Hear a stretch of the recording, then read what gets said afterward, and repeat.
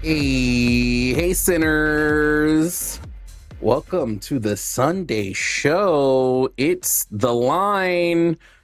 It is so fun to be here, especially that I get to host with you, Eric, for the first time.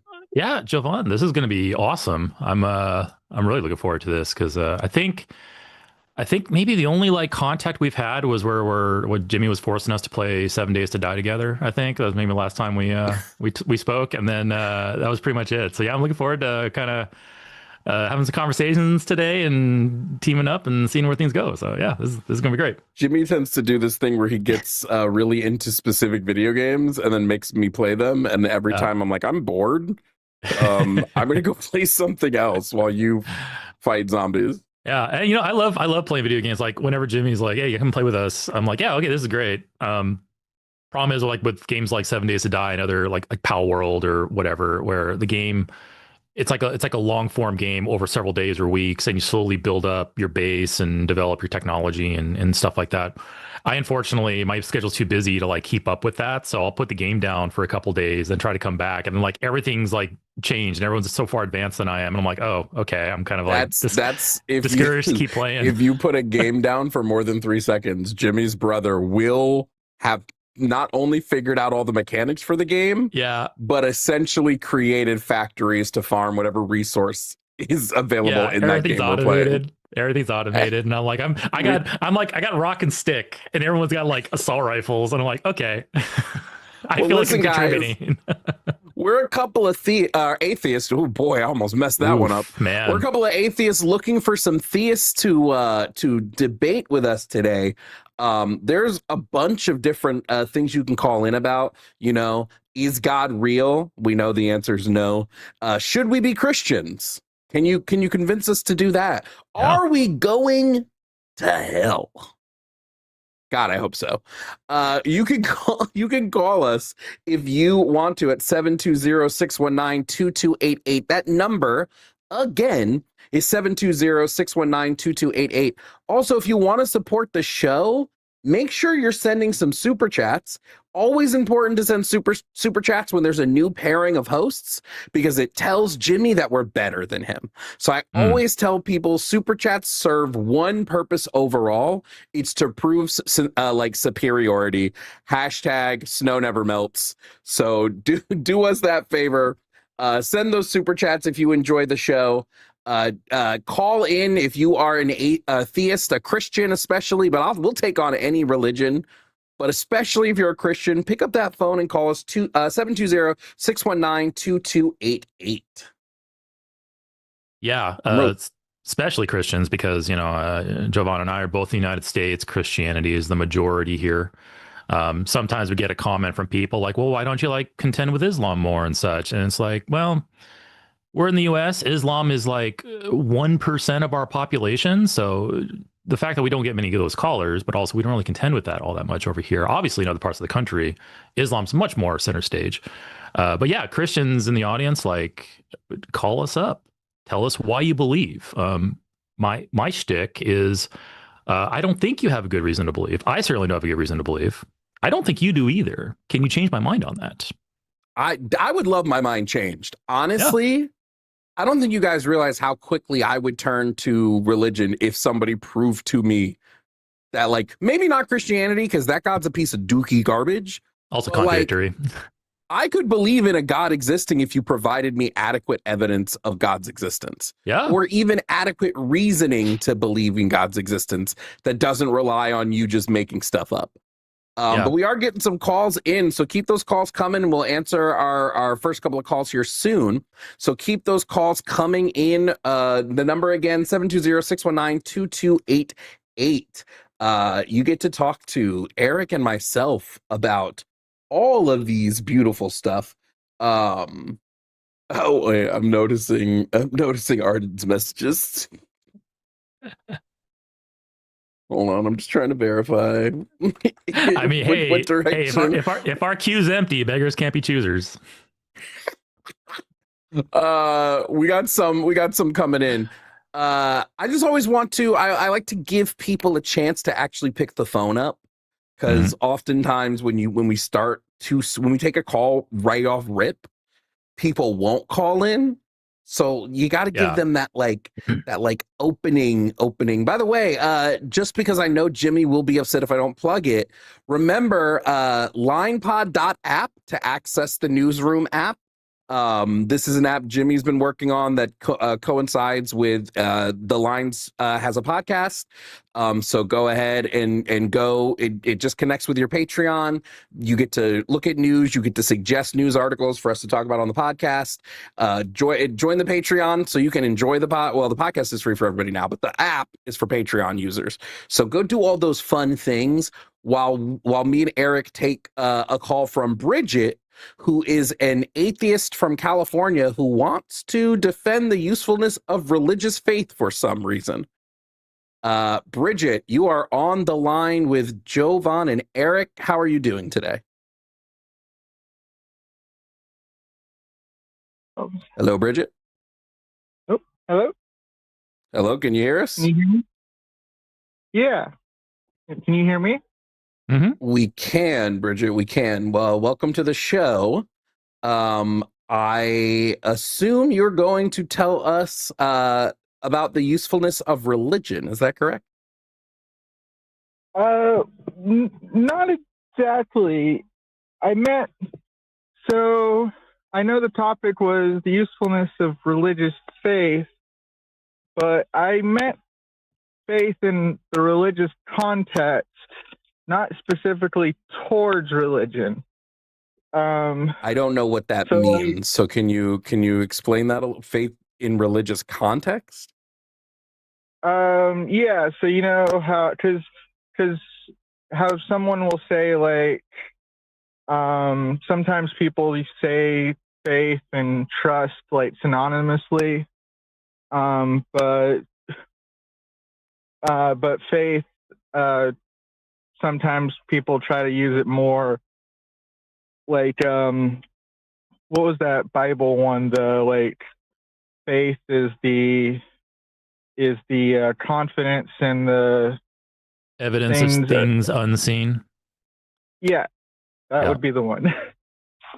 So I'm trying to argue towards that being a useful idea for us as people, or trying to. Is just blanket faith useful for people? Are you talking religious faith specifically? No, not religious faith. Just okay. Then I don't necessarily know that we have much to talk about, though. Then, yeah, because like I have faith in the people I know to like make correct decisions in their lives or to do the right thing. But like that's not going to be different than if I have faith in a religious deity or something like that.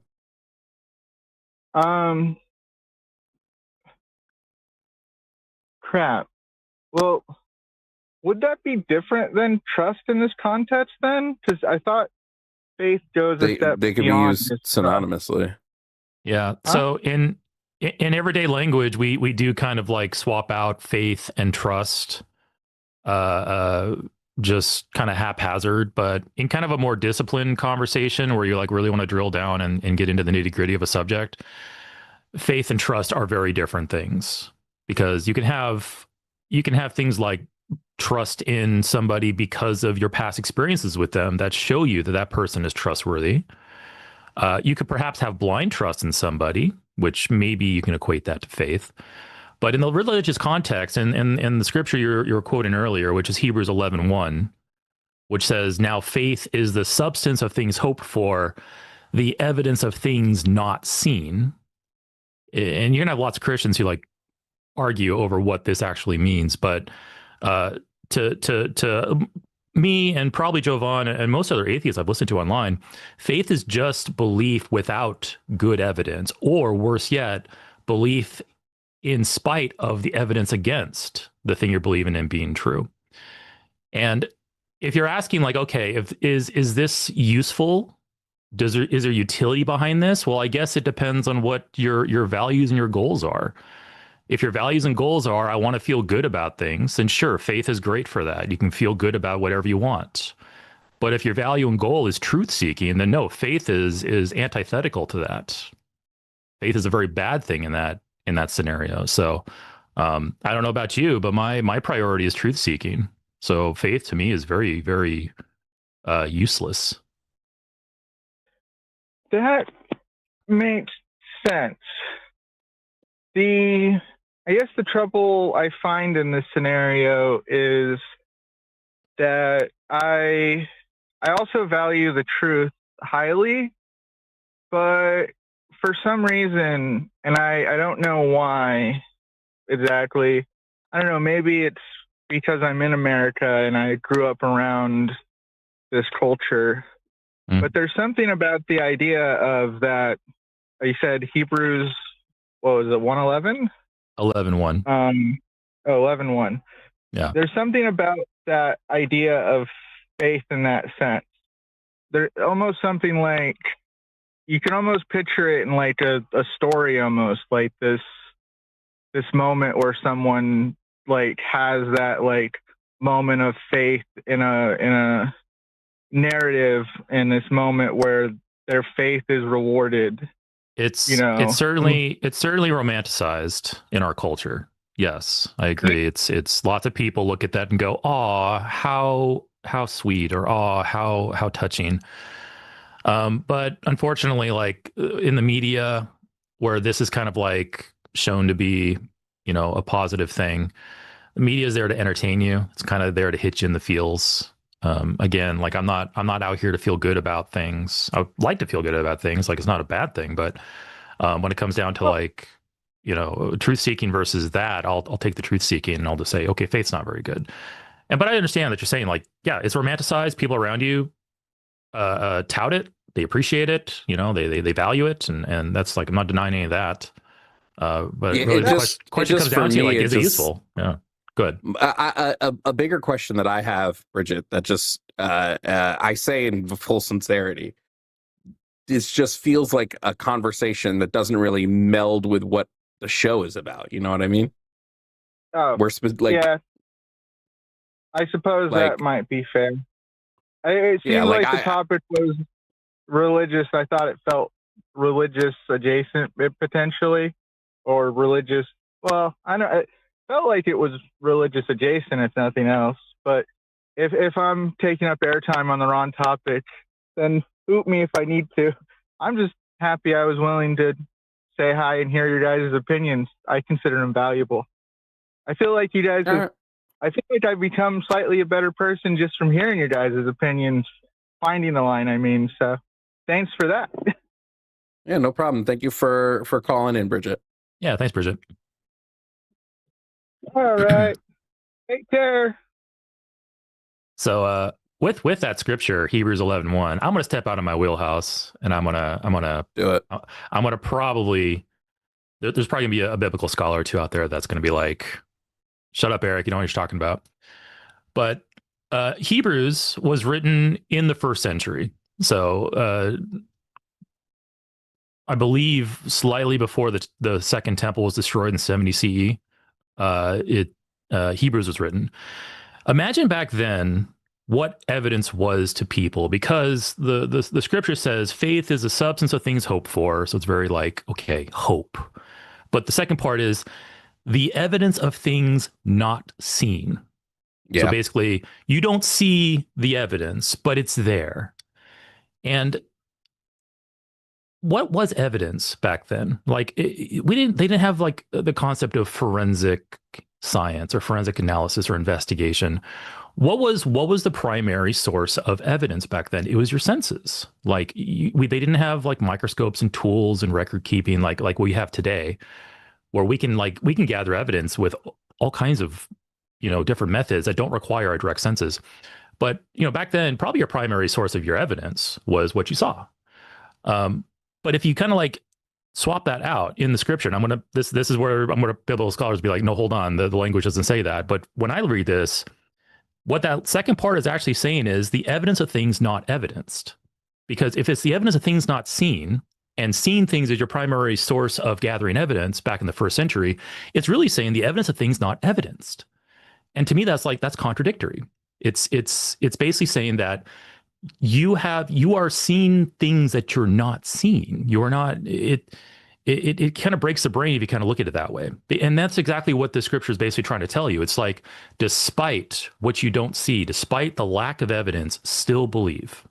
And that this is some type of a virtue. And when spreading a religion, that's great. It's very, very useful. But when you're truth seeking, not so much. Like, I can't imagine using this type of method for anything else in life. Well, hopefully our next caller doesn't do that. We'll find out.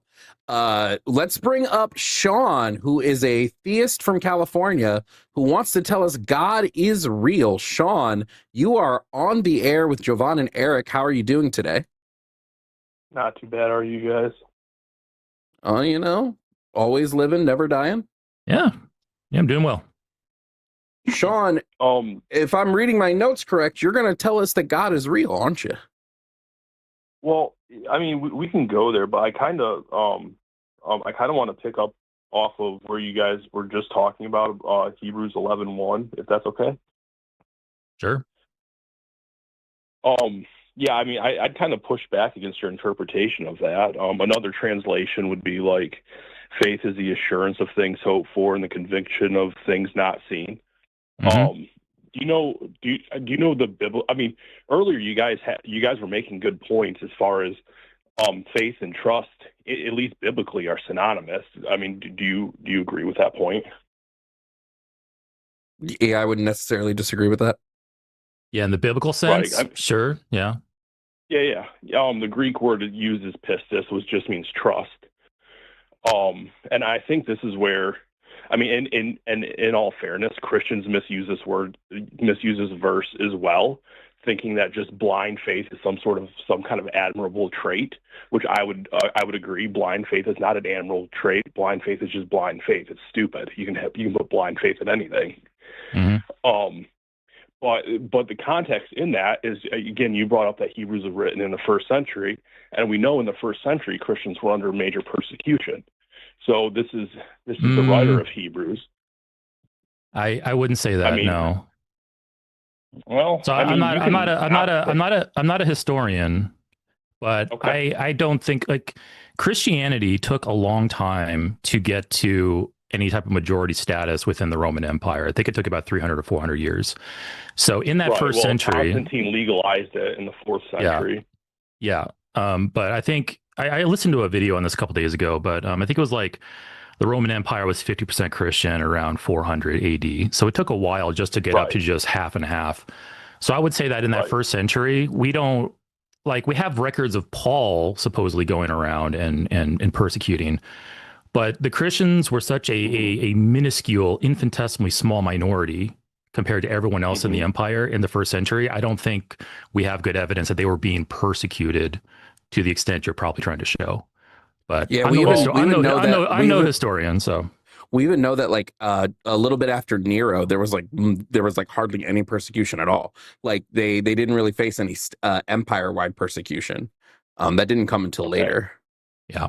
Are you suggesting that like under Nero there wasn't persecution? I'm saying shortly after Nero's death, there's like we don't really have any much evidence of persecution after Nero's death. Yeah, right, but would have been written. We don't want to get in the way of the point you're about to make. We don't want to get in the way of the point you're about to make, Sean. But we think maybe the setup's probably a little flawed there. But what was the thrust of what you're about to say? Okay, well let's just assume the premise. The point I'm trying to make is, given that context, Paul is writing to Christians who are under persecution and saying, look, there's a promise of Christ's second coming. And basically the context is you can put faith in that promise because of the first coming, because of what you know already. You can put faith in what you don't know. A similar analogy would be like, if I don't know what my wife is doing at this second, I can put faith that she's doing nothing devious based on what I already know about her. So it's faith in the unknown based on the known, which is not blind faith. Well, so the way I would be calling this blind faith is it would be faith without, like, sans any sort of evidence. When That's I talk about, like, well, obviously it's an assertion. Mm-hmm. I'm asserting a claim. Okay. Unless you have evidence. I mean, well, the evidence within the first century would be like the accounts in First Corinthians, or at this point, it's probably fair to say that at least Mark had been written, so we have what would have been considered at the time to be accounts. What do you think? What do you think Mark is? What do you think Mark is evidence of? Mark is evidence of? I would say Mark at least is the evidence of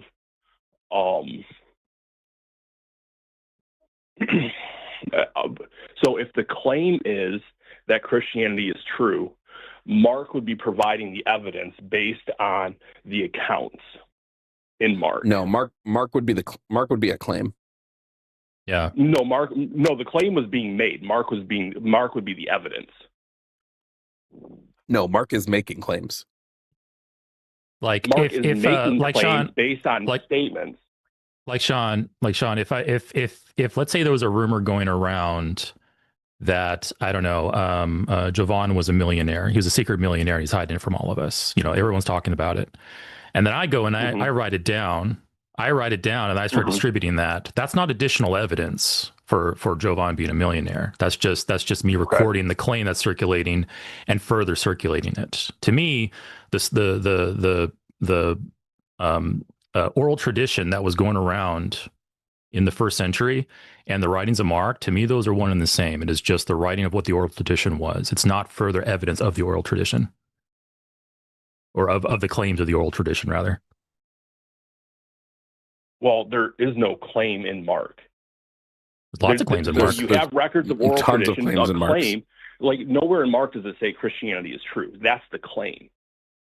But so No, Mark makes claims about Jesus' birth, the miracles he did, his ministry, the way he died, circumstances him being around Messiah. There's lots of claims Son in there. Of God. Yeah. And so these were all accounts. Well, he's recording what the oral tradition was at the time. Whoever wrote Mark, setting aside whether Mark actually wrote Mark, whoever wrote Mark was just reiterating the claims at the time for some reason, whether it was to advance this religion or just simply he was writing a fan fiction. He was just like compiling all these stories because, he was, I don't know, maybe he thought that he knew the real thing and he wanted to set the record straight. Like, we don't really know the motivation behind it fully, but it is just a copying of what's being circulated, put into written form. That doesn't add evidence to the claims. That's just like, okay, this is just another form of the same claim. Yeah, I think that's where we're going to have a lot of disagreement because, again, because it was an oral tradition, and Mark is claiming to be taking firsthand accounts. So yes, claim, yeah. Right. Is Mark claiming it to be a firsthand account? Because nowhere in Mark does Mark identify himself. The writer identify himself as Mark and say that this is what I saw. That's not unusual. Yeah, yes, but for the first-hand accounts, yes. Yeah, for first-hand accounts, that's kind of critical. Because Mark is written in the third person the whole time. And also, I think also, I can't remember correctly, was the conversation between Pontius Pilate and his wife and her dream, was that in Mark?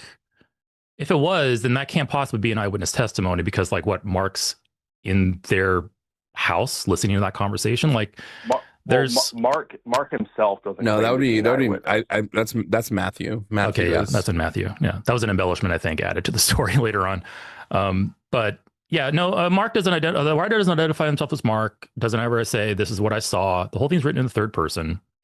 It was written, and then we can add more stuff on top of that. It's written in high literary Greek, which is not the language that Mark would have wrote in. I think Mark was illiterate because most of the apostles were. No, Mark was so according to church tradition, Mark was the Gospel of Mark is actually the Gospel of Peter. Mark was his scribe because Peter was illiterate. Yeah, well, but the church is pulling that out of their backside, friend. Yeah, that's church tradition is not to me really evidence, but anyway, the point being is, Sean, that we have lots of reasons to lower our confidence that Mark is evidence of this. It is a record of the claims. I would say that if everything you say is accurate, and I'm not going to try to push back against it. Sure. You can lower if you want to lower your confidence in the reliability of Mark. That's fine. You can do that. But to say that Mark is evidence. Well, no, Mark is evidence. You just may not. Wait. What is your evidence?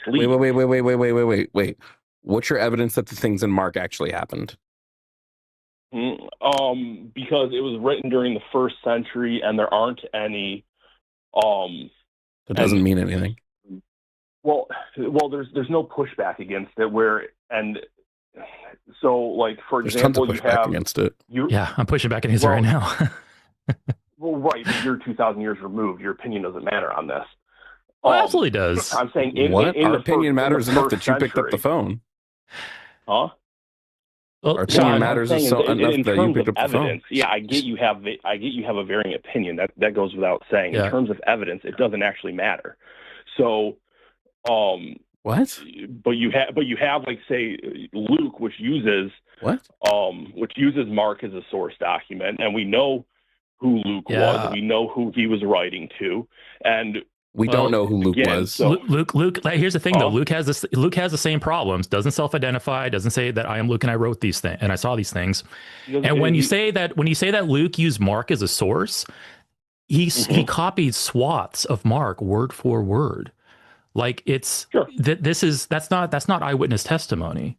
Like Luke doesn't claim to be an eyewitness. Luke is compiling same accounts. Yeah. But here's the thing, though, like if Luke is the writer of Luke, then he's not like compiling accounts because he'd be writing these things in his own word, or at least paraphrasing. But rather, we see evidence. We see evidence that Luke copied Mark, Luke copied Matthew. They probably copied some other external sources that are now lost to us because we don't have them. But like when we look at this, like I said, this lowers confidence that these things are eyewitness testimonies by the actual authors that church tradition ascribes them to. It's like going back to the example with Jovan and him being a secret millionaire. Just because that claim floats around uncontested doesn't at all increase our confidence that claim is true. Whether the claim is contested or not is independent of whether the claim is true or not. It doesn't affect it. So saying that, in the 1st century, these things, these stories were going around and they were uncontested. First of all, we don't really know that. We don't know what was going on. It could be that Mark was written to set the record straight because oral tradition on a burgeoning religion, probably oral tradition starts conflicting with itself. And now, like, you have different pockets of burgeoning Christian communities, each with a different story about what happened. And maybe Mark was like, I'm just going to set the record straight. And he just took the stories that he liked and compiled it. And now that's the official record because that's what survived over time. Like, very, very plausible explanation for why this is happening doesn't at all increase the likelihood that these things are true. It just simply increases our confidence that this is what was believed from the point of Mark being written forward. And just touching back on Luke for like one quick second, Luke expressly writes that he is not an eyewitness to anything, and that he is just being told stuff. Yeah. Mm-hmm. I think I made a misstep there when I mentioned Luke, but yeah, that's correct. Right. No, I understand that. Luke is compiling realistically, if you read it, it reads like an ancient legal document. So this is probably presented at a trial. But and that's why Luke was hired to do this. I forgot who. No idea about that. We don't know. Huh? We have no idea who Yeah, we Luke do. was, why Luke wrote what he did. We have no clue about any of this. Yeah. Well, you just go to the opening line of Luke. He tells you. Many have let me undertaken to flip compile to a every- narrative of the things that have been fulfilled among us, just as they were handed on to us by those who from the beginning were eyewitnesses and servants of the word. Right. Keep going. I too decided It's after in investigating it's in everything verse carefully from the 3. very first to write an orderly account for you. This doesn't read like a Most legal excellent- document at all. Most excellent Theophilus. So Theophilus had hired Luke to compile these things. So we know what this document was. Yeah, so none of this, I just want to reiterate, none of this is evidence, friend. Yeah. To bring this back to evidence is exactly what it is. It's not proof. I will grant you that. It is not proof. It is evidence. Compiling the oral claims floating around into a document does not add veracity to those claims. That's the point. Yes, it does when you can pin it against the historical background of what's going on, because you still have historical backdrop. These aren't historians. These aren't historians. So what historical backdrop are they pinning it against? Because the only reason the historical backdrop of what is happening in the first century. You still have the problem of an empty tomb. You still have the problem of wait. The only reason we know there is an empty tomb is because of the Gospels. So the Gospels are claiming there was an empty tomb. There's no other accounts that verify an empty tomb. It's just the Gospels. I just wrote down, Jovan. You have the entire geopolitical landscape. No, Sean. you don't. Nobody else anywhere. Nobody else in the world, not Rome, not anywhere, wrote about an empty tomb. Yeah. So, Sean, I just wrote down Jovan is a secret millionaire. I just recorded what I just claimed. Did I just increase the probability of this being true? If you're presenting it as I'm presenting this as truth. Did the probability of this statement being true go up? That would be evidence to the claim, and then we have to Did the probability I asked, hold on, that's not the question I asked. Did the probability of this being true go up by me writing it down and then claiming that this is true? I don't know, but it's a false analogy. No, this is exactly analogous, because Mark took the oral tradition, took the stories that were circulating at the time, and wrote them down. So the story pre-exists in Mark, to your own admission. Yeah. Mark was a recording of the oral traditions that were circulating at the time. So the stories came first, and then Mark was written. Right. When Mark wrote down the stories, the probability of those stories being true did not go up. The same way that when I wrote down Jovan is a secret millionaire, the probability of this being true did not go up. Okay. Would someone, if someone makes a claim, right, and then someone else unrelated reasserts the same claim, does that increase the probabilities of it going up? Perhaps. Not by much. Perhaps, but not by much. But it does hold on. it. But that's the thing, though. The Gospels are not independent. The Gospels have a very incestuous relationship when it comes to these stories, because Matthew and Luke copied from Mark. John obviously knew about the other Gospels and wrote his 2.0 version. Like, these are not independent.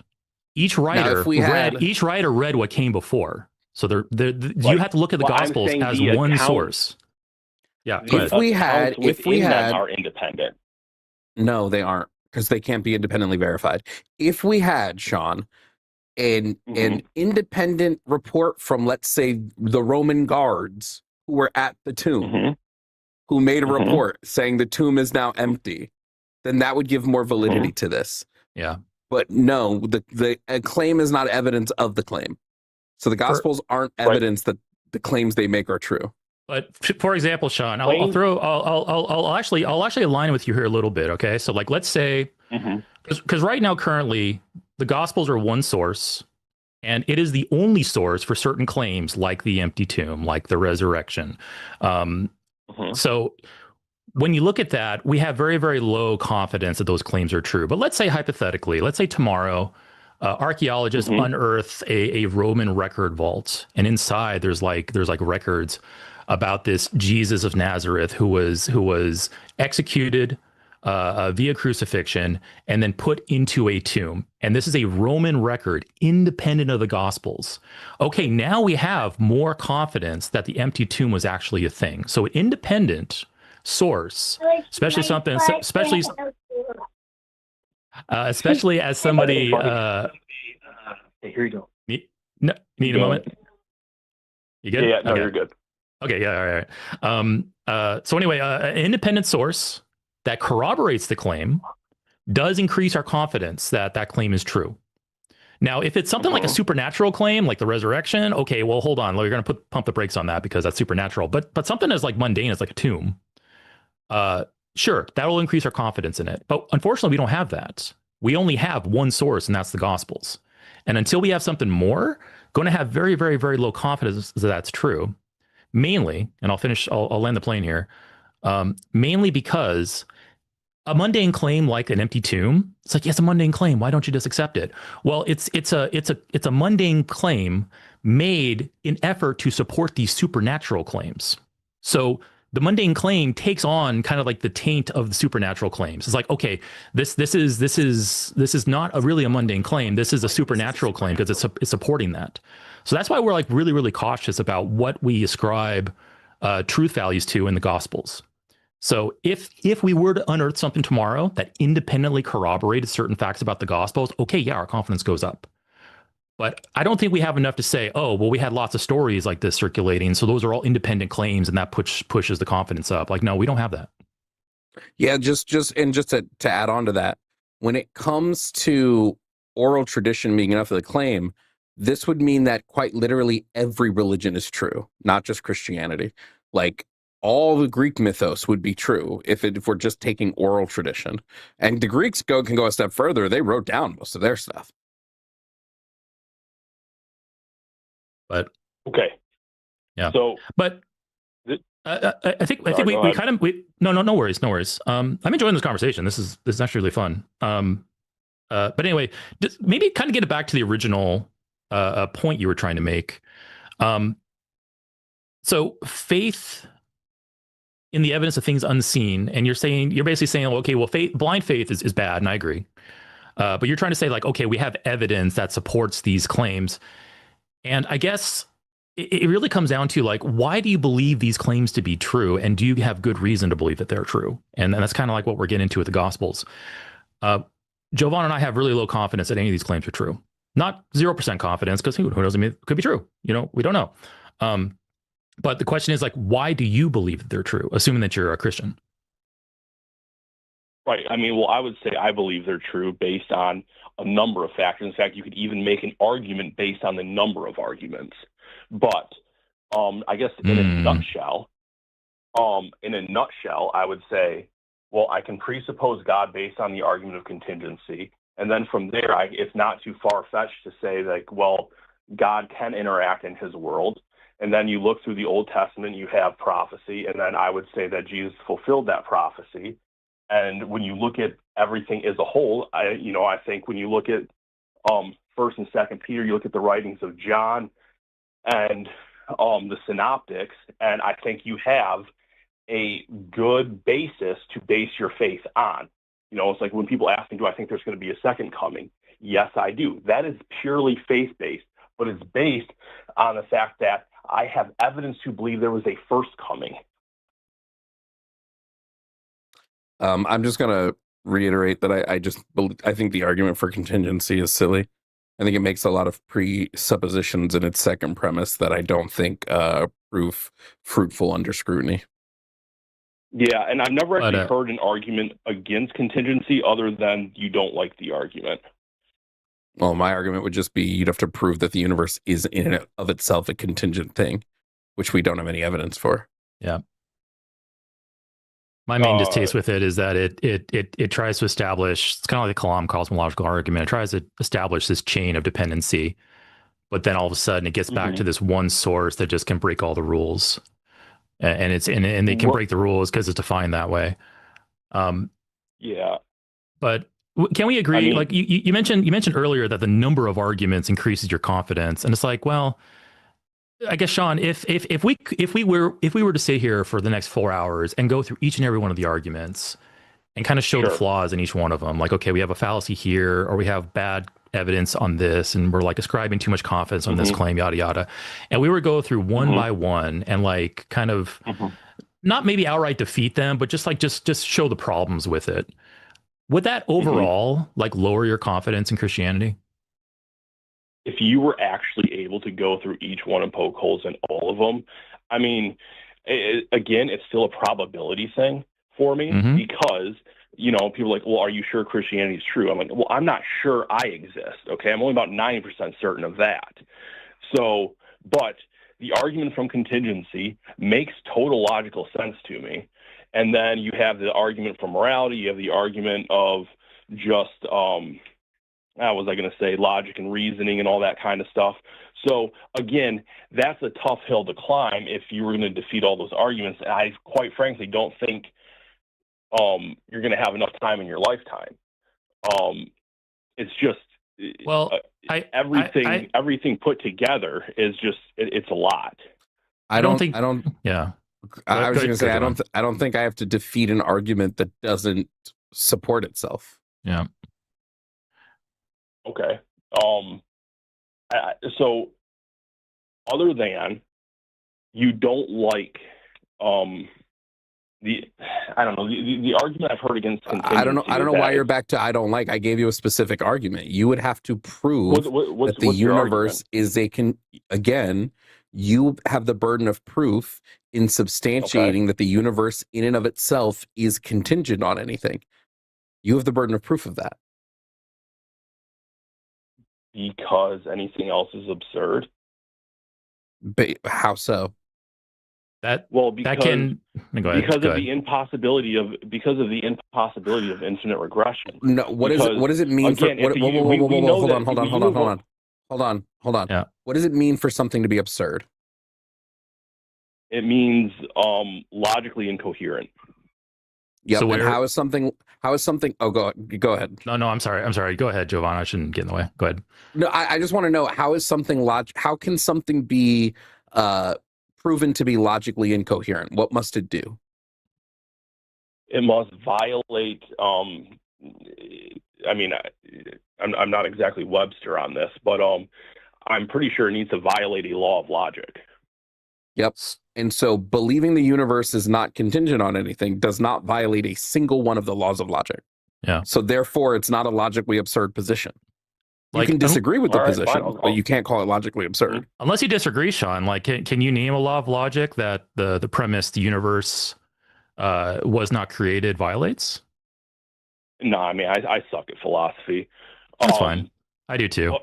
But that's the thing, Sean. Like the contingency argument, a lot of people, when they look at it and they do exactly what you just did, they say, okay, everything's contingent. Everything has a cause for its existence. And you count back and you count back and you count back and you get to the universe.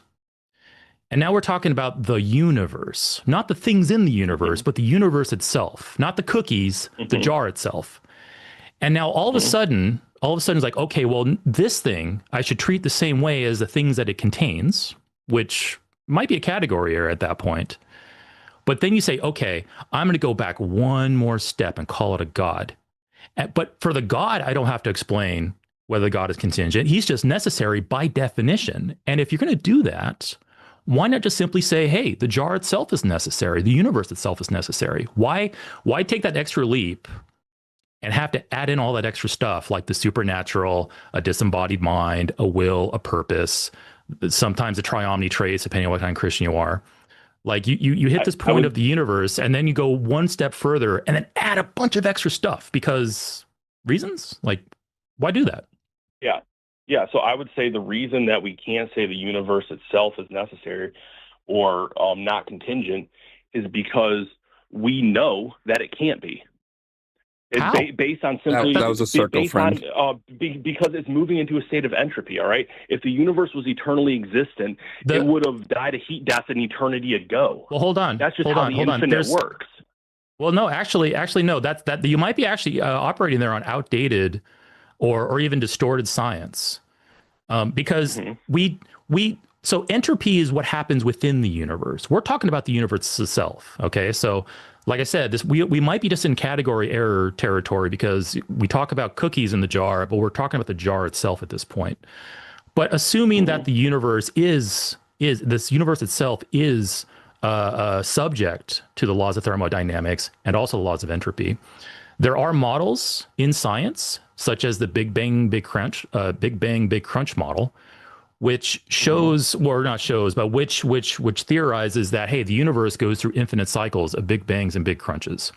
So as the universe expands and as entropy hits its maximum, science stuff happens, and then eventually the universe collapses in back on itself and goes back to that singularity state, and then expands again. Like, there are ways to say, okay, we don't have to think about the universe having an absolute beginning. In fact, most scientists don't think the Big Bang is the absolute beginning of everything. I think it's like 68, 70% of them don't think that. It is just simply the expansion of the universe is what the Big Bang is talking about.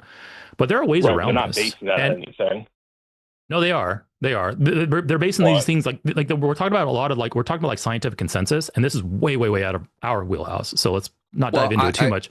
What I'm saying when it is, comes to the Big Bang, when it comes to the Big Bang, the issue that you're having is you're assuming that our end model going backwards has a beginning point, but it doesn't. You can even look to Stephen Hawking's famous paper on it, where he specifically says all that happens is our math becomes incapable of calculating it anymore. Yeah. We don't know that this is where the universe begins. We don't know that this is where what comes before. Our math can't calculate time specifically. It's that our math can't calculate time past this point. But that means nothing about whether or not there was a universe before that point or not. But to kind of put it's an atheism of the gaps argument.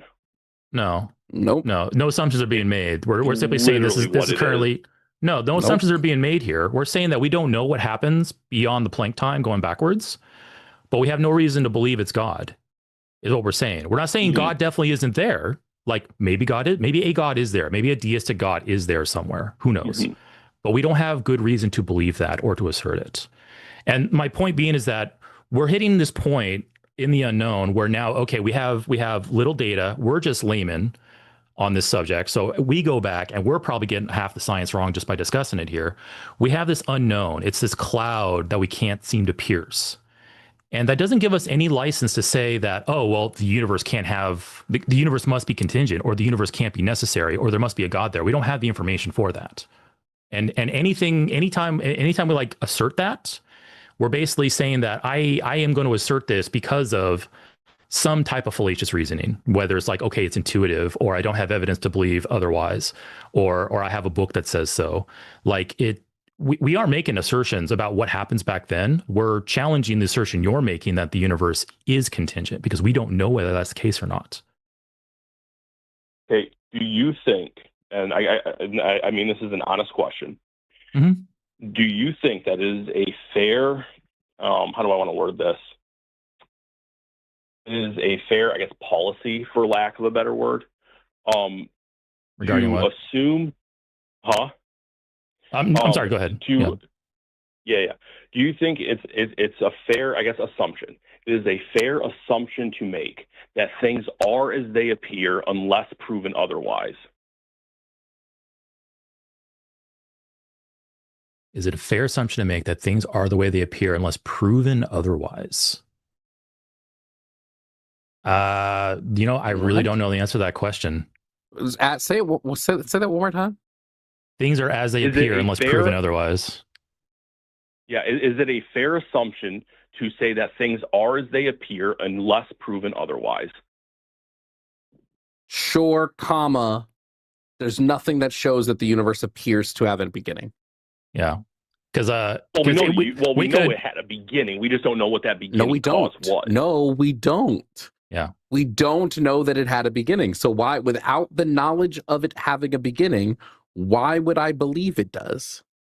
That actually might be where the Because disconnect it's a math is. problem at this point. So Sean, that actually might be. You can throw cosmology out of it. All right, it's a simple math problem. All right, if you have to traverse an infinite set of events, you can never get to today. That's just how the infinite works. No, I wouldn't say that at all, because we can start counting. There's infinite numbers, both negative and positive, and we have no problem with starting counting somewhere. But that actually might be where our disconnect is, Sean. That actually might be where our disconnect is.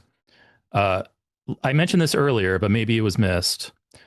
Most scientists, most cosmologists don't look at the Big Bang as the beginning of the universe. It is just the beginning of the expansion. That's an appeal to the majority.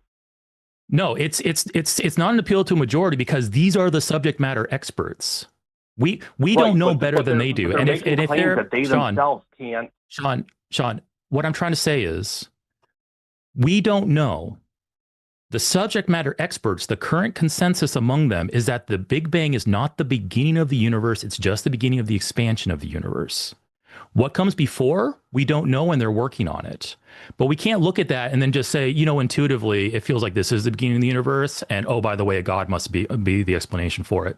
We don't have justification for that. We reject that. Not calling it false. You might be right. But we don't have any evidence to determine that or not. And I think until that happens, it's irrational to hold that position. Like that's our position on it. We're not arguing the opposite is true. We're saying that statement that God is behind the universe beginning due to the contingency argument is unjustified. Okay. So I guess, and obviously we're not going to reach any kind of consensus on this, but probably not. I guess. I would say, just to kind of push back against what you're saying, I don't really care what the majority of people, what their opinion is, based on something that they themselves say we can't possibly know. I don't think they say that either. You cannot use the scientific. There's a category error. There's a category error happening here, Sean. I actually got to stop you there. Sorry, go ahead, John. Go on. Go ahead. No, I was just going to say, they are saying they do not know what comes after the math, because they can't do the math anymore. And you're saying, so there's definitely a beginning, and we're saying we don't know what there is. And they are, and for the record, for the record, they are not saying that we can't know. I'm just going to put that in there, and I'll let you talk. Scientists are not saying we can't know. That's you putting words in their mouth. I've never heard a scientist say it's impossible for us to know. They are currently working on it. That's their job to work on it. But go ahead. Right. Yeah. So I guess just to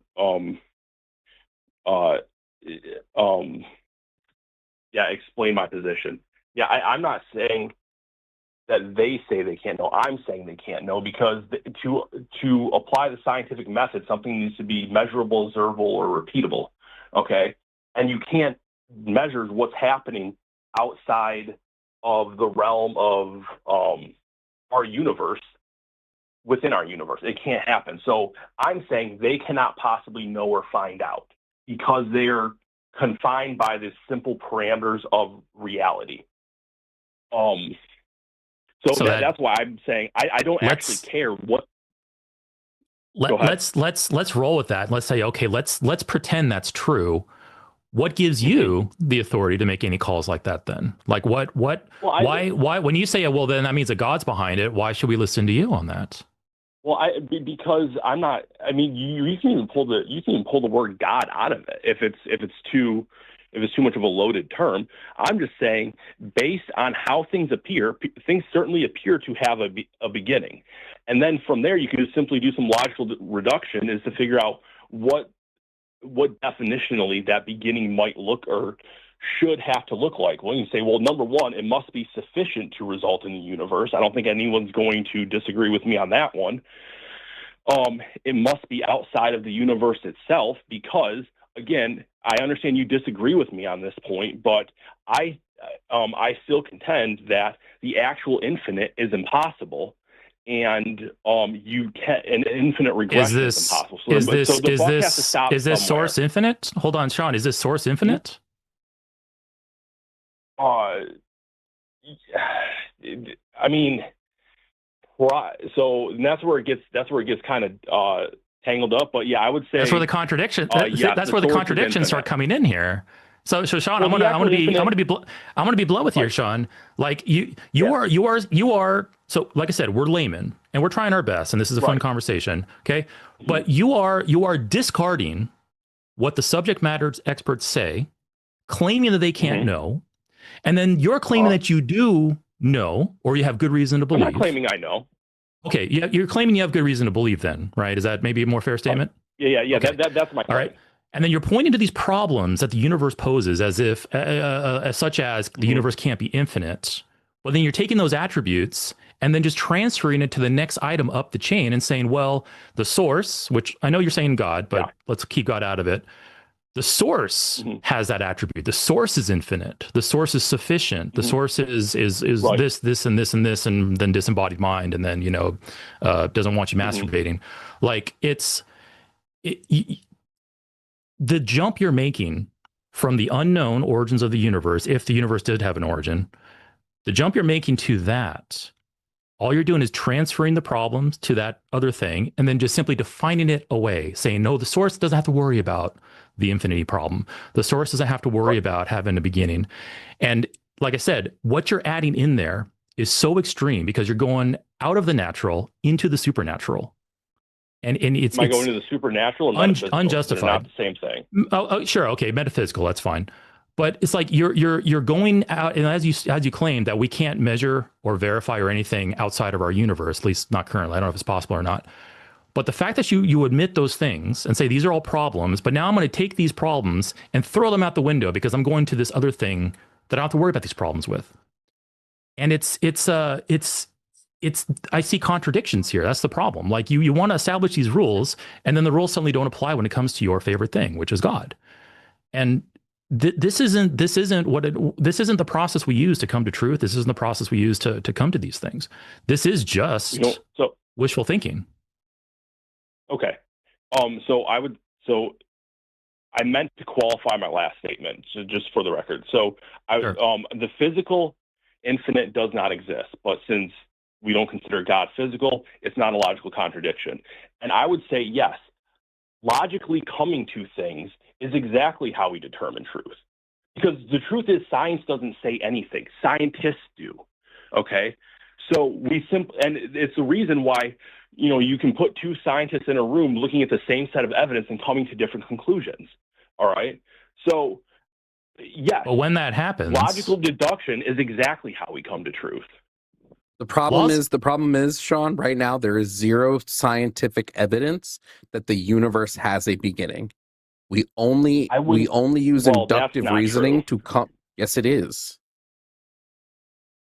There is. Yeah, we have no direct evidence of that. I mean, you have the singularity. That is your evidence. That's now you not can say evidence. that it's not proof, but again, I think you are conflating proof and evidence. What is the singularity? It's a space. It's a point in time where space, time, and matter come together, and math doesn't extend past that point, so we can't calculate it.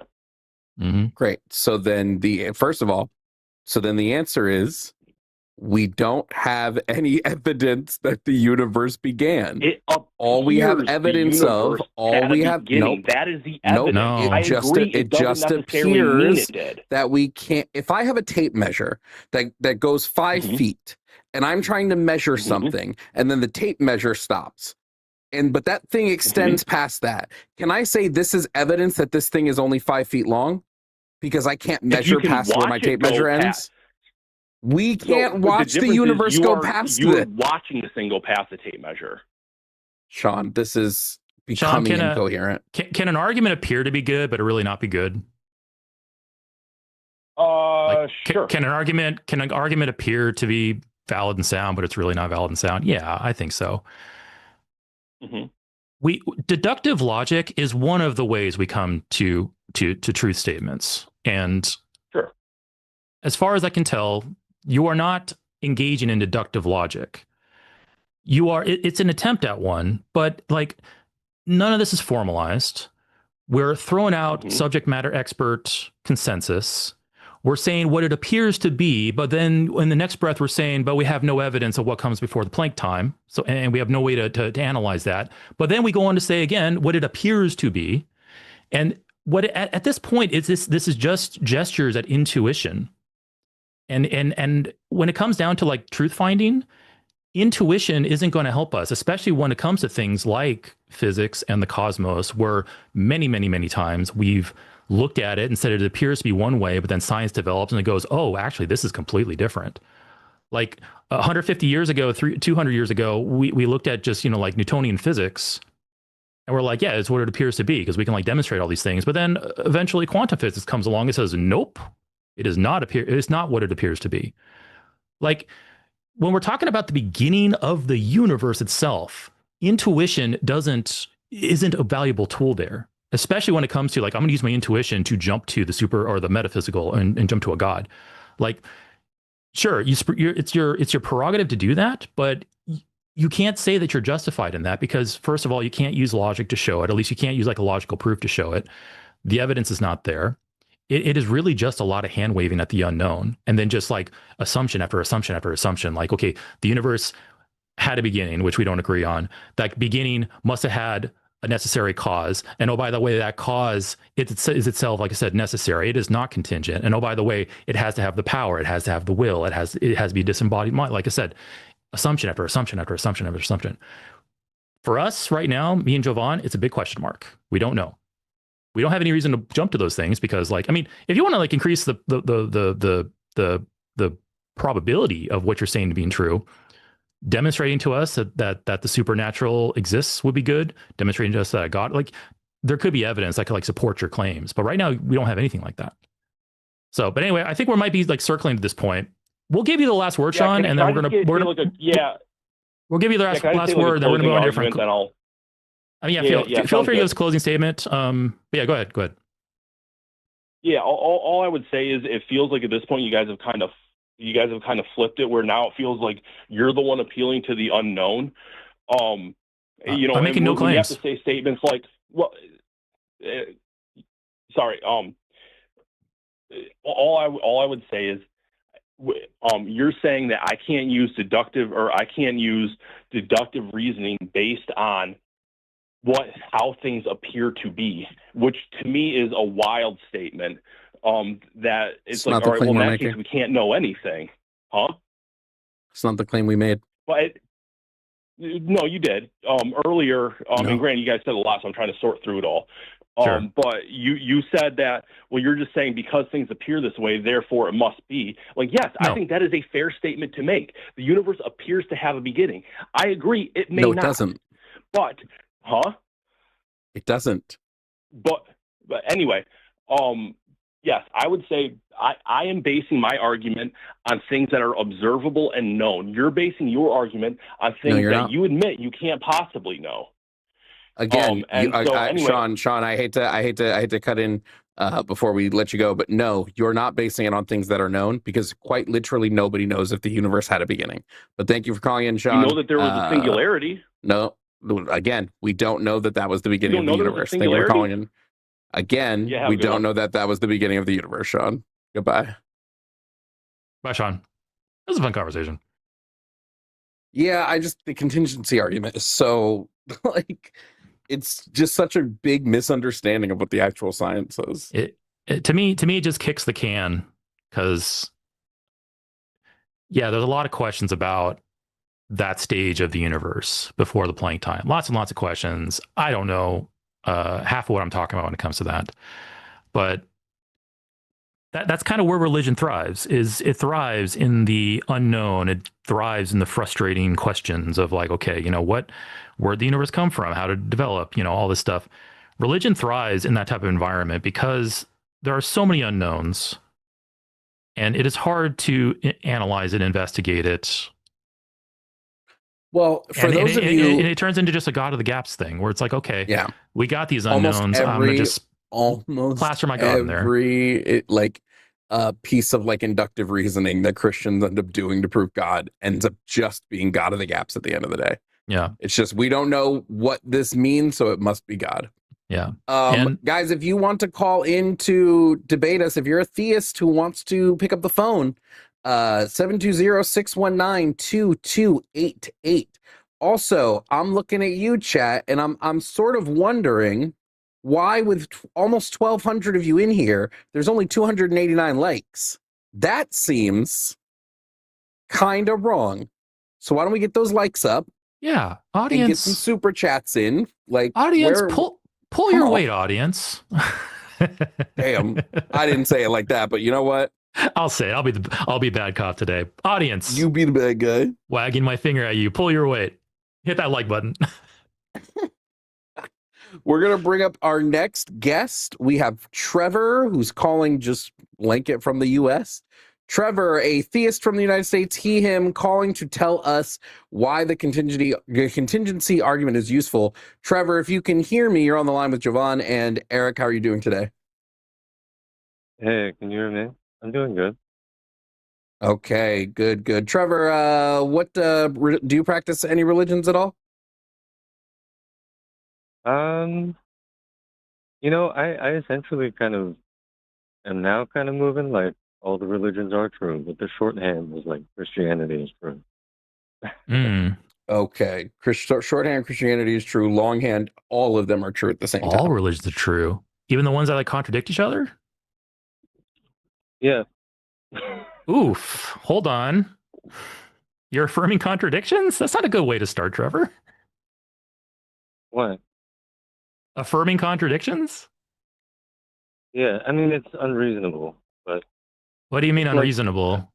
Affirming contradictions is unreasonable. Are you admitting to doing that? yeah. Oof, Trevor, Yeah, you aren't gonna. because I We're think off to a really I bad think start it's here, my made friend. necessary. You would The think very so. the I first think- thing the very first thing you've said is that you believe in violating wrong. the first. Well, you believe in violating one of the three laws of Yeah. logic. This is what Sean was doing basically, Trevor, in our earlier call. It's like, okay, I want to use logic up to a point, but then when it comes to, and tell me if I'm wrong, but when it comes to it, you're saying, okay, I'm going to affirm contradictions because these contradictions are permissible under my God view. So it's like I have these rules that I apply to everything in life, but when it comes to my favorite thing, God, I'm just going to throw the rules out. Well, I mean, it's not because it's my favorite thing. It's because it's like Is God's not your favorite man. thing? I don't know. Why? I don't even want it to be like God stuff. You don't even have to say God. It's just like, it's like if it's like heaven. It's like the world is all good and everybody likes each other, and everybody's company is welcome. I agree. It's a pleasant. I agree. It's a pleasant. Amazing. I agree. It's a pleasant story. I do agree. Heaven sounds like a pleasant story. I think maybe heaven would get kind of nightmarish because you can never leave and you're there forever. and like you get sick of the townhouse that God gave you. And it's like, it's going to be after billions and billions of years of that, it'd probably be pretty maddening. But I just want to say though, like, I don't think we can have a conversation, Trevor, if you are going to try to affirm contradictions, because it's just, I simply won't allow that in my conversations. Well, I mean, so the thing is, it's like, I guess in everybody's individual, oh man. Like I completely understand what you're saying, that like logic is and reason are imperative, and like rational science, you know, like the world is built atheist, kind of, right? What's that? Like the world is built. Everything is measurable. Say that again. I'm sorry. And measurable and reasonable. The world is built atheist. I don't know that I would say, like I don't know what that would mean, because atheism isn't a claim that like everything can be measured. It's just a claim that there's not enough evidence for a belief in God. Yeah. We withhold belief until we have good evidence that's what I mean. or good reason to believe. Living in all the stuff that we have, there isn't a good enough reason to need to lean on God. Because this stuff doesn't lean on God. It's just like we made all this stuff and we make these reasonable seeming arguments, and oh man.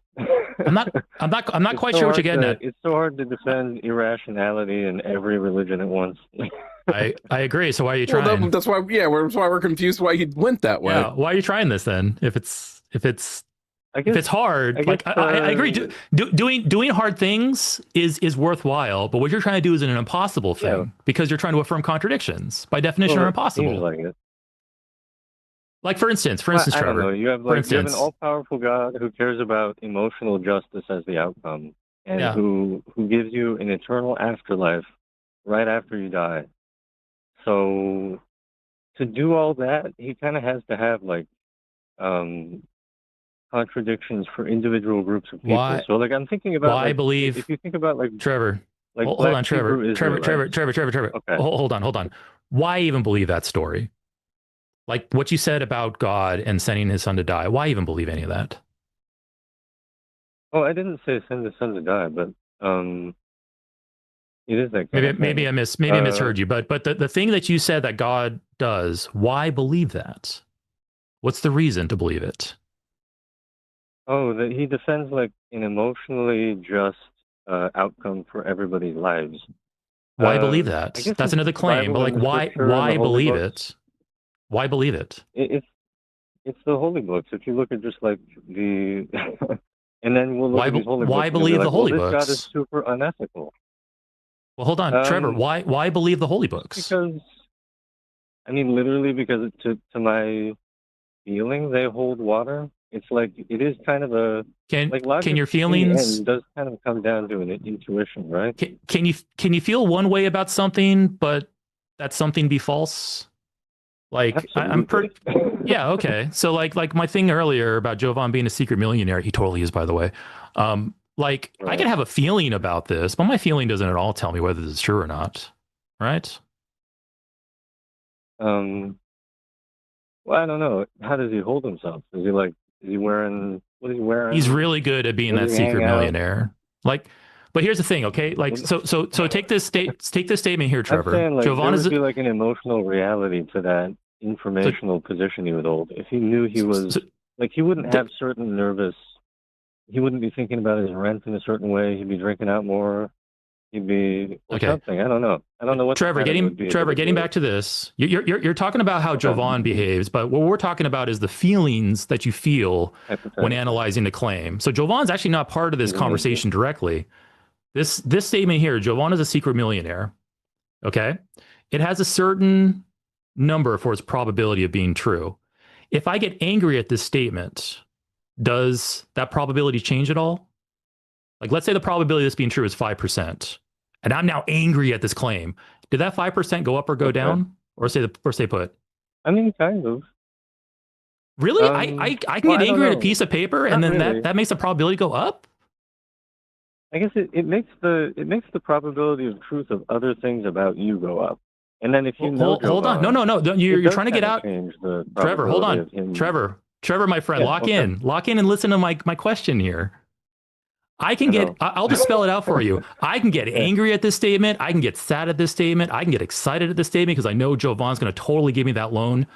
Like, my emotions, my feelings have nothing to do with whether this is true or not, or what's probability of being true is. So if you look at these holy books and go, oh, I get some warm feelings when I read this. I feel that these are true. That doesn't tell you if it's true or not. Surely there's a better method.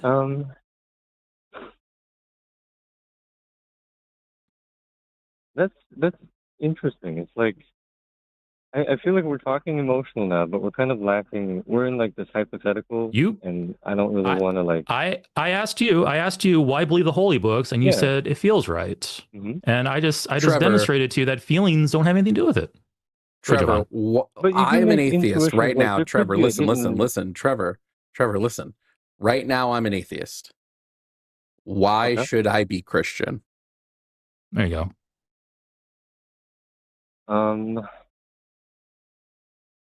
I don't know that you should be, honestly, but I think the scripture is true and will point you to having a healthier. Based on what is the scripture true? You said the scripture is true. Based on what? Based on just, experience and intuition, but then also like kind of different inferences I'm making. Based on experience and intuition, I believe mermaids are true. Does this Well, okay. hold up in the realm of logic? Not easily, no. Okay. So should we be for every basing our reason, no. belief on something true? Great. So then should we be basing our belief on the truth claims, are the truth of a claim based on our intuition and like potentially what we've experienced, or should we have some other form of evidence? Can we replace mermaids with like sirens from Greek mythology? And we can replace then we mermaids have with this, damn like, near whatever you well, want. Unicorns, okay. dragons, Just because I don't know mermaids to cyclopses, have like a clear emotional rap symbolic music, use. all things that don't Sirens, exist. Let's be sure these sirens have pixie have cuts this like. because those are awesome. Trevor, what are we doing here, man? I'm trying to say that like sirens become necessary for these people to believe in, whoever like has them in their mythology, because they represent like a relational emotional force. They represent part of sexuality between a person and their surroundings. And to like kind of have a narrative of sirens and a language of it is kind of to say like, you know, it's to ward off sexuality in a way. It's to do this like traditional, making it seem evil and chaotic and like ensnaring sometimes. Am I making sense? Is this too wild? I'm saying like, so I'm defending all these like mythologies as having an emotional use that I think when people lean into them as a group kind of does make them real. I do agree. I do agree that these stories have some utility. It adds to culture. Okay. Probably brings some people comfort. Probably communities reformed around this many years ago. These stories, but I'm concerned with whether or not these stories are actually true. And you've brought nothing to the table to convince me that any of these stories are true. Well, I mean, I'm not trying to point to the Greek stuff. I guess I'm trying to point to the Abrahamic covenants and like the people. Yeah, that's fine. I can agree I can agree that they had utility, but that doesn't at all demonstrate whether it's true or not. Let's talk the Abrahamic of it all. Trevor, do donkeys talk? Sorry, what did you say? Donkeys talk? Can donkeys talk? Know. I mean, yes, in the scripture, yes. Have you ever heard a donkey talk outside of Shrek? No, I have not. Shrek doesn't count. I've never seen a man resurrect either. So do we think the scripture might be wrong or lying? Because we know donkeys don't talk. Well, like I'm saying, I feel like all these strange stories wind up having like, it's like somebody needs to hear that guidance. Paul needed to hear that guidance, right? Or am I wrong about that? I mean, you're going back to utility, and we've already agreed that these stories have had utility, may even still have utility, but are they true? And you're already starting from a point where you're like, well, they're all true because you can affirm contradictions. Like it's. Yeah, exactly. Trevor, I don't think. I'll be honest. I'm going to psychoanalyze you a little bit. You don't strike me as somebody who really cares about truth. You care about comfort. Oh man, dude, there you go. That was a good stab. I mean, show me I'm wrong. I do care about the truth of like I mean, it is just this kind of justice-y emotional stuff. It is like everybody's voice being heard at the end of the day from all positions, and us living in the same reality with the same truth. Things being made like clear and rational. Right. And so I'm confused. I'm just coming off like a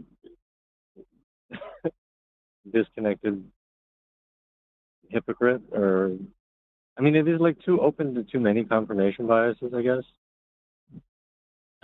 You're kind of losing me. How about this? How about this? How about this? Let's put it. Hold Can we on, just talk Trevor. about- Let me try to refocus this conversation here. Okay. Do you Okay. think it's important that we believe as many true things as possible and as few false things as possible?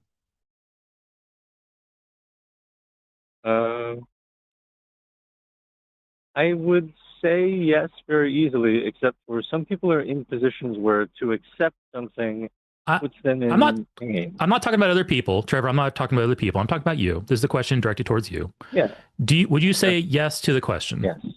Okay. Yes. So would you also say yes to the dress? So if you are being truthful Sorry. with us, it's okay. It's like I a quick aside here.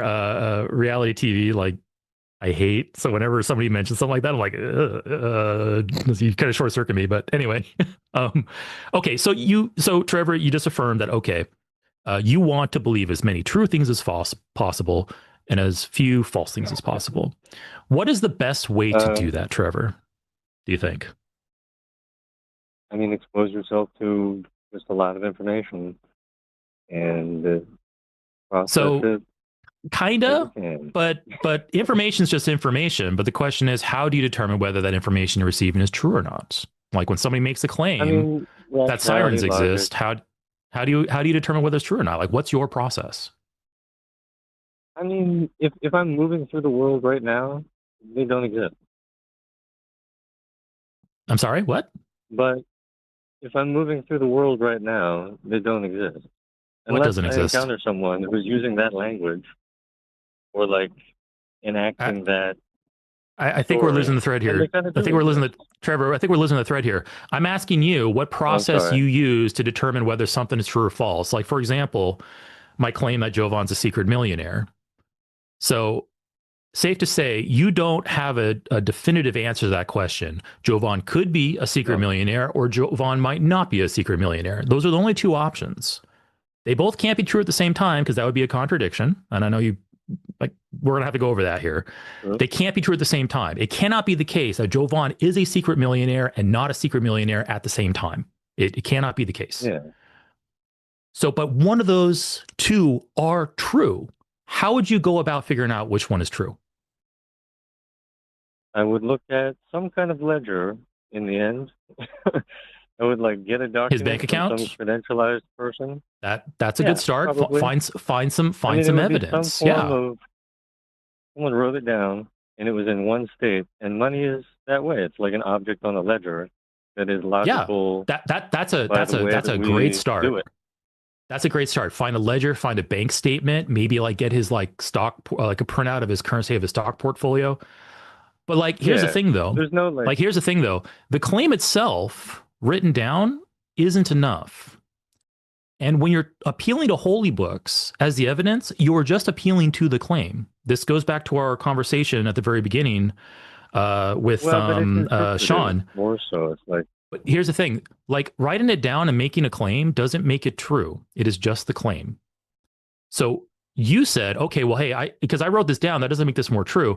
But what happens is you go out and you find some actual evidence to support this claim.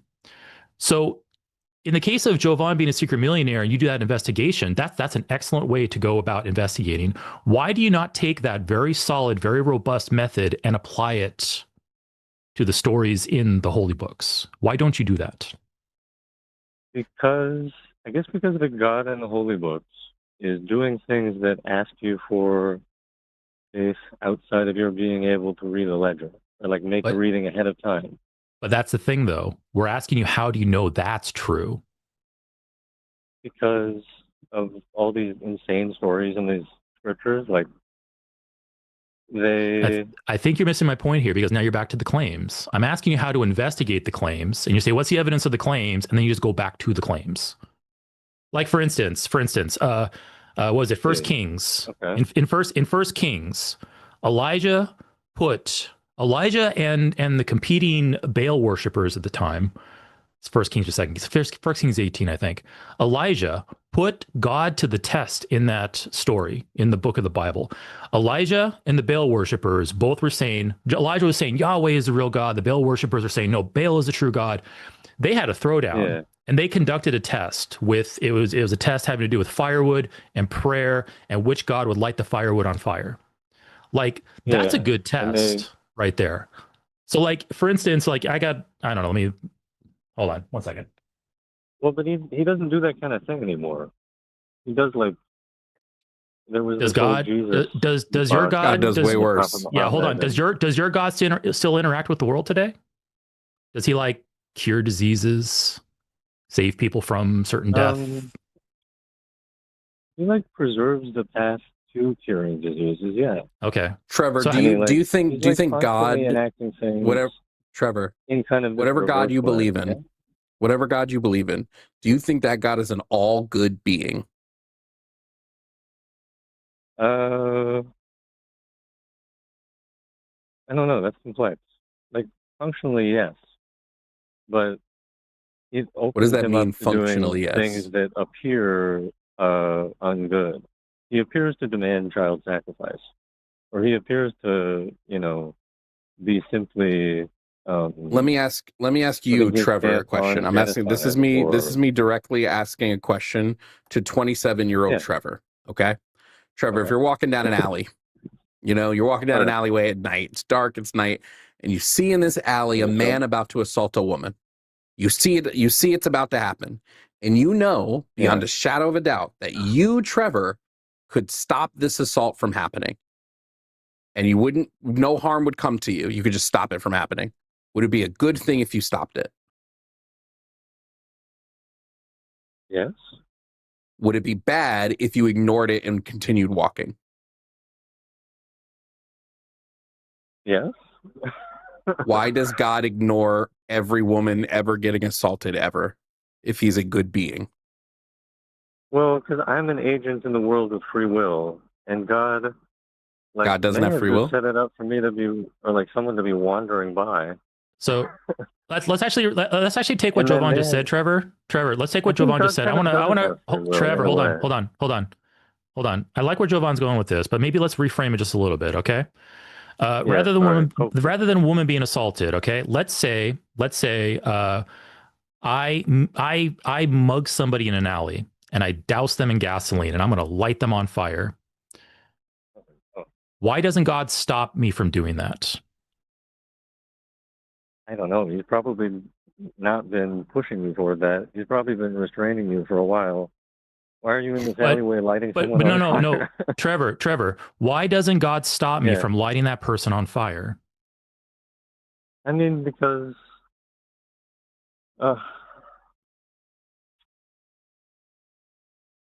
you just appealed to free will, right? All in material reality. There was kind of this language of sacrifice God before, and I understand how that applies. Part of it. Like Cain and Abel. You're claiming, like Trevor, that we can if you're a Christian, this way. Trevor, if you're a Christian, which I'm guessing you are, correct me if I'm wrong, you probably think your God is omnibenevolent. He is all good, and yet he stands by and watches people light other people on fire. Why does he do that if he's all good? I mean, to be really to just jump into the unsupportable fact, he's taking that person to, they're going to a better place. It sounds very cliche, but they do just go straight to a just eternity that is more like paradise. But even without that, he's letting Cain act out this horrible thing that is in his head and in his body, and it will be there for eternity. And he's acting it out on earth so that. Well, Trevor, I think. And then he receives the mark of Cain from. Sorry. Yeah, I think we might be at the end of the call here because it appears you're having a hard time following these threads, and like I said, we probably shouldn't even entered this conversation because, like I said, you're affirming contradictions. It's like if you're basically discarding logic from the get-go, I don't think there's anything we can say that's going to have any impact on you. Well, no. I'm saying that the space where there are no contradictions, although in a literal sense you can find contradictions, is the scripture. is the holy books. That But is like the path. if two religions, going back to that to conversation, a if two safer- religions contradict, they both can't be true. The same way that it can't be true at the same time that Jovan's a secret millionaire, not a secret millionaire. Like they can't be true. Well, but they can have like apparently contradicting truths. So like This is It's- so. it's not- This it's not- this is a this very is- weird. I'm sorry. Okay, so Trevor, we're gonna go ahead and let you go. We appreciate the call, but Well, it kind of gets to like I want you. No, hold on. Sorry, No. Oh my God, Trevor, you gotta stop. it You gets gotta to stop. like queerness right there. All right. Go hang up, What- Jovan.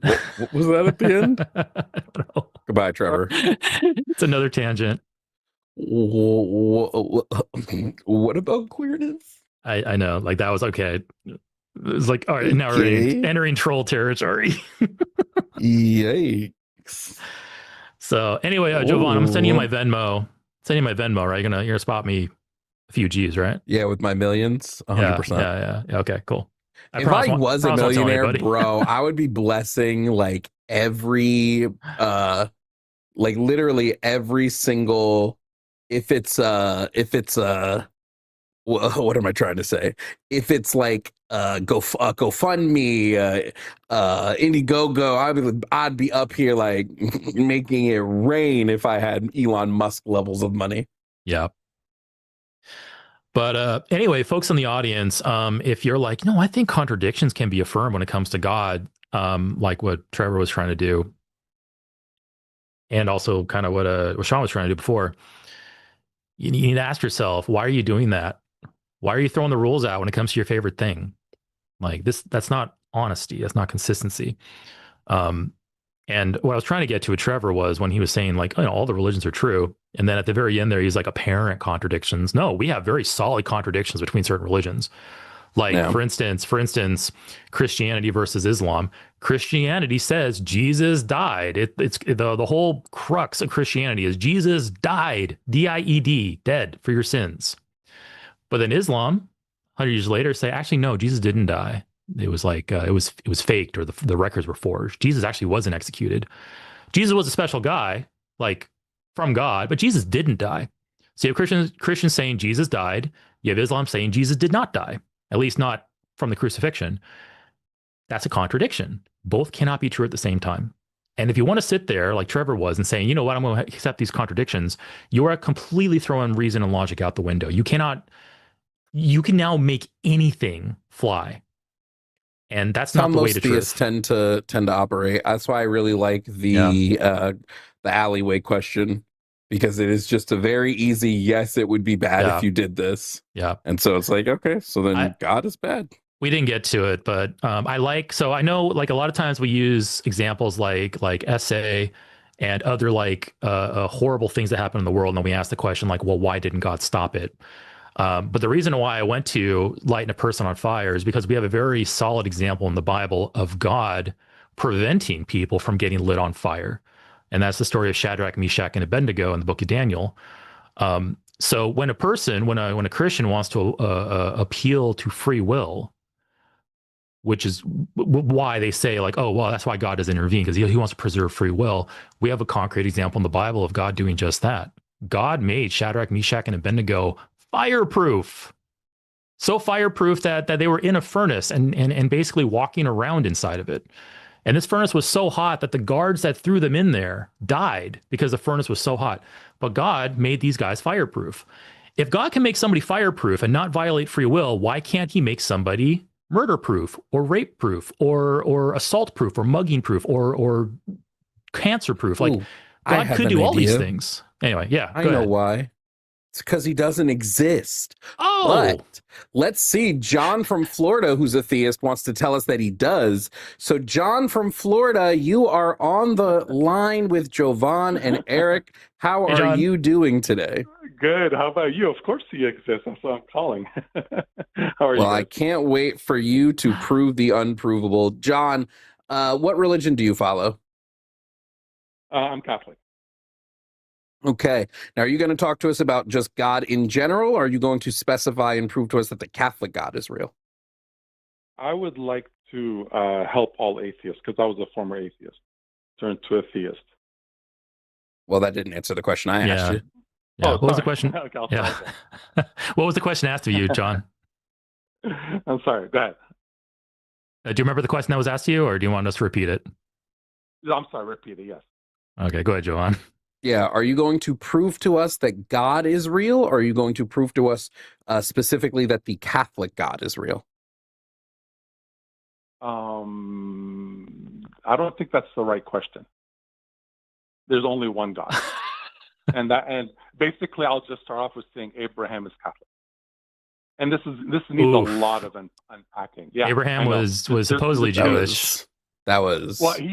Now he knows he's Catholic in heaven. Oh my God. Yeah. Did he tell you this, John? And I was. We're going to just start very, John. We're going to start just very. Wait, I want to just start very plainly. Can you provide me logical reasoning or evidence to believe in God? Yes. Hello? Proceed. What is it? Yeah. Okay, you cut out for a bit. After I said yes, did you guys say anything? No, I assumed you would then expand on the yes and give us the logical reasoning or evidence to believe in God. Of course. Now, this needs a lot of unpacking, so can I just use an analogy real quick? I mean, I would just prefer the argument. Yeah. Well, I mean, if you register for a course called calculus, are you expected to know all calculus on the first day? I would just like to know what can you just give us the argument in a basic P1, P2C framework? So we know what your argument is. I know a lot about truth and logic, but I'm not formally trained in that. So basically, yes, he's real.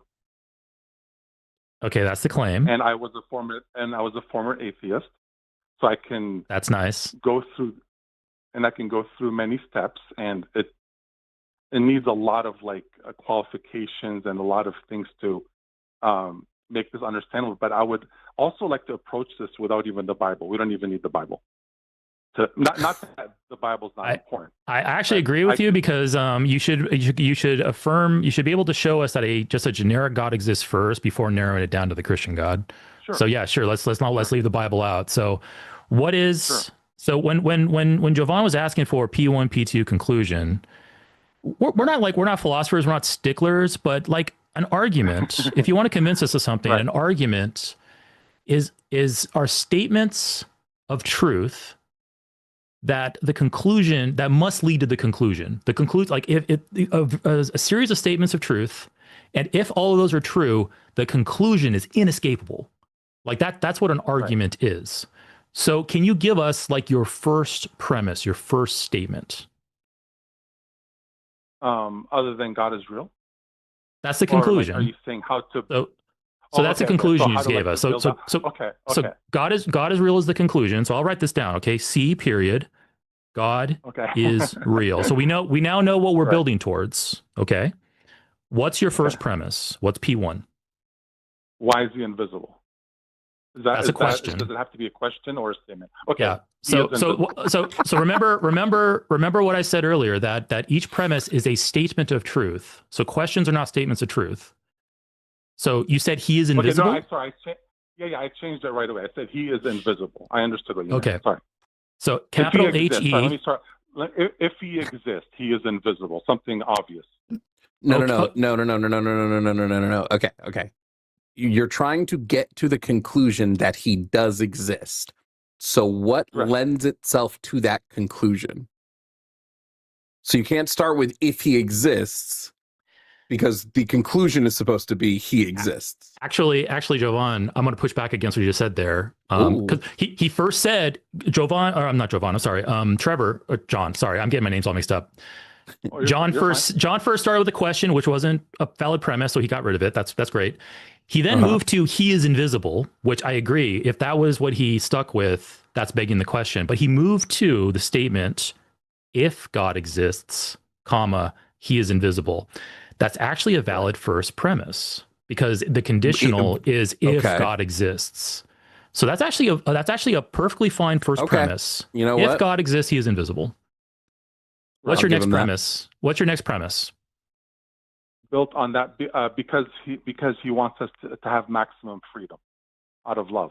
So if God exists, he wants us to have maximum freedom? out of love. In other words, he wants us to be able to choose not to believe God exists. He allows for that. Okay, so he wants maximum freedom out of love. Correct. All right. So in other words, so he you now loves have both you now of have you, even though you're atheist. Yes. so you now have two premises that start with if God exists. He has these qualities, these attributes. Unfortunately, Correct. you haven't taken any steps to showing that God actually does exist. So, do you have a premise that supports? Wait, what? Because he's invisible. It's not going to be. We can show that invisible. Right now. Yeah. We can show that thing. We can show that invisible things exist. We can show that invisible things exist. Science. Like X-rays. Hold on. X-rays are invisible. What I mean is invisible to the eye. So are you basically saying God is undetectable? Are you saying God is undetectable? No. Let me I feel like you should just debate yourself at this point, Eric. Yeah. I'm really trying, John. I'm really trying to help you out here. The first, let's kind of rewind a little bit. Okay, the first two premises start with if God exists, then blah. If God exists, then blah. But this argument that we're trying to build here, the conclusion is God is real or God exists. So you need to have premises that support that. Do you have a premise that supports that conclusion? I'm not sure I followed you there. So if I say God, the premise that I made initially was, if he exists, he is invisible. Now we agree that I did say he is detectable, but not detectable with scientific instruments. If that's what you meant as a question. God is detectable, but not with scientific instruments. So that's another premise. If God exists, he is detectable, but not with scientific instruments. You're still in the same problem here. All three of your premises start with if God exists. Right. And it could be the case that God does not exist, in which case those premises don't matter. You need a premise that supports the conclusion that God exists, not just if he exists, he has this attribute. If he exists, he has that attribute. You need to show some type of true statement that directly supports the claim that God is real, God exists. Do you have any of those? There's many of them. Would you just like me to start with anything? Give me your best one. The best one would be, I would say, and it's not how do I explain this the best way? It's not irreducible complexity, because that's been overkilled with the mousetrap, if you guys know what I mean. Yeah, I know what you're talking about. Yeah, it's So give me your best one though. You're jumping to one that we know is bad. Just give us a good one. Give us your best one. The best one. I mean, okay, there's a lot, but the best one would be really complex design. Like, for example, to use a stupid analogy, a car does not build itself together. So this is an old. So if something is complex, I'm sorry, I'm just going to cut to the chase here. If something is complex, it must be designed. Yeah, as long as we agree on on our definitions of complexity, because complex patterns aren't complex. It has to be for example, a car has all these simultaneous parts that have to be there to complete one function, which is to drive down the road. That is so if something is complex, it must be designed. Is what I'm hearing you saying, right? Its complexity is a strong evidence for design. I would word it that way. Is your God more complex or less complex than a car? No, God's simple. And God's he's made simple. of a different material, alien material. God is simple, made of alien material. Correct. I thought Trevor was the most baked person we've talked to today. I mean, he's John. You said you're a Catholic, right? So I guess you go with divine simplicity. I'm sorry, you talking to me or Trevor? I mean, I'm sorry. I'm mixing up. My bad. I'm mixing up the names again. Yeah, John. You said, well, okay. So you made the claim that God is simple, and you're making the claim that if something is complex, it must be designed. How does that lead us to God is real? Because the premise God is simple, that can't be used as a premise, because that begs the question. You have to start it with, if God exists, then God is simple. So saying God is simple doesn't support the conclusion, because that would just be circular. You have to assume God is real to say God is simple in order to support the conclusion that God is real. Okay, can we just do this in just a regular discussion without all the formal logic? Or is that possible? Or do you guys? This is not really formal. Like this is informal. This is pretty informal because we're not like philosophers, but this is very, very simple. Don't even think of us as like philosophers. Think of us like in a court. Okay. In a court hearing. Okay. You are trying to prosecute. Yeah. You're trying to prosecute the case that God is real. And the judge is saying, okay, what's your case? And then you're saying, well, if God is real, then he's invisible. And the judge is going to go, okay, that's nice. What's your case that God is real? And then you're going to say, if God exists, he wants maximum freedom for us out of love. And then the judge is going to say, okay, that's great. What's your case that God is real? So you need to show something to demonstrate or support evidence to the conclusion that God is real. A miracle would be nice. I'll throw you a bone here. A miracle would be great. Like, can you do any miracles for us in the name of this God? That's part of it. Well, okay, can you do any miracles? Can you do any miracles in the name of this God? He's pretty strict on miracles. It's not like that. He wants you guys. He wants the miracle to be given to you individually because he loves each one of you. That's where does the miracle come in the sky? I'm not asking for an appearance in the sky. I'm not asking for appearance in the sky. I'm asking for things like support in like the Bible, where like Jesus says, if you have the faith the size of a mustard grain, you can pray and move mountains. Why use the Bible? Why use the Bible? It's just you said you're a Catholic. By human beings. Yeah, of course. So wait, hold on. If the Bible, hold on, John, hold on. The Bible. Hold on, John. If you're going to say the Bible is just a bunch of words written by human beings, then we can just discard it, and that's fine. I think at the beginning we said no God. But what I'm saying is, what I was trying to get at, John.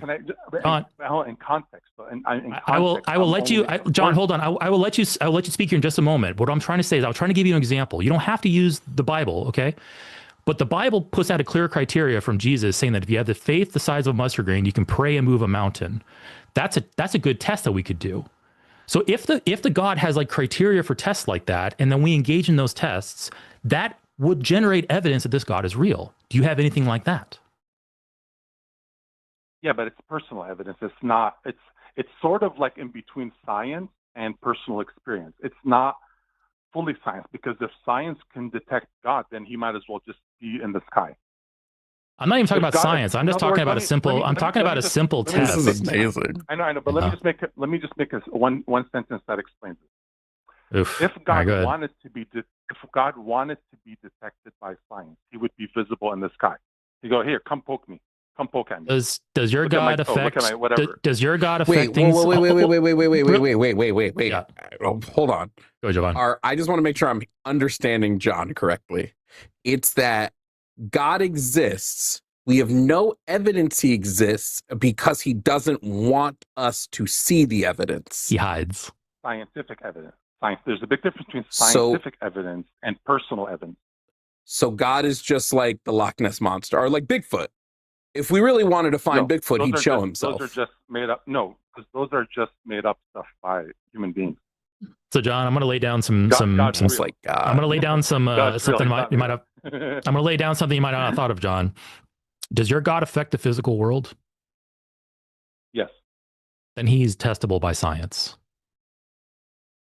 It's similar to straight up, but not straight exactly up. Science. No. If he affects science, science is the investigation of the physical world. If your God affects the physical world, then he is in the realm of science and can be tested for. Like straight up, he's in the realm of science. Yeah. But he doesn't appear in the sky. We agree on that, correct? I'm not asking for an appearance in the sky. I'm asking for something like what Jesus said, where if you pray and something happens, that would be evidence.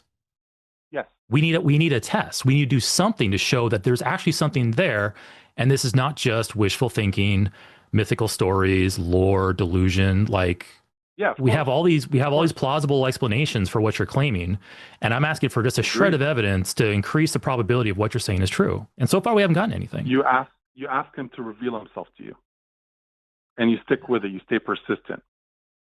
Because how do I? So let's say I do that. Let's say I do that tonight. Let's say I put my hands together tonight, and I say, "Hey, God in heaven, please reveal yourself to me." And then I feel something inside. And I've been a Christian before. I've been hold on. I've been a Christian before. And I have experienced this, like genuinely. Okay.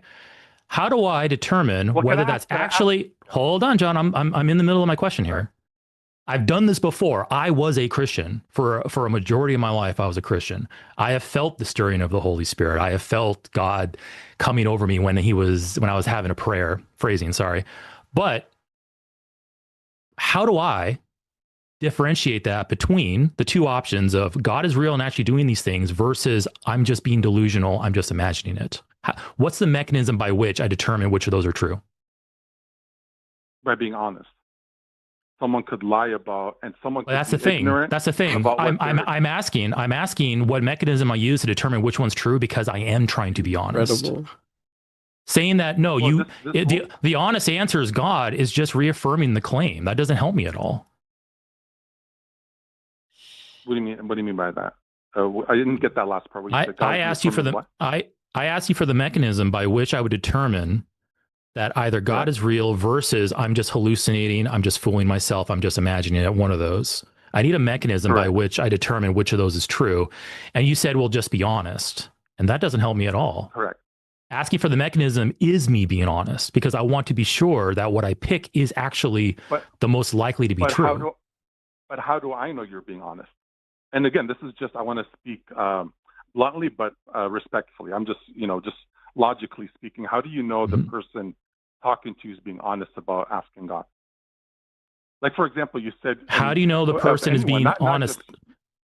Here's the thing, okay? I'm not... For example, I just want to say one more thing about the Christianity thing.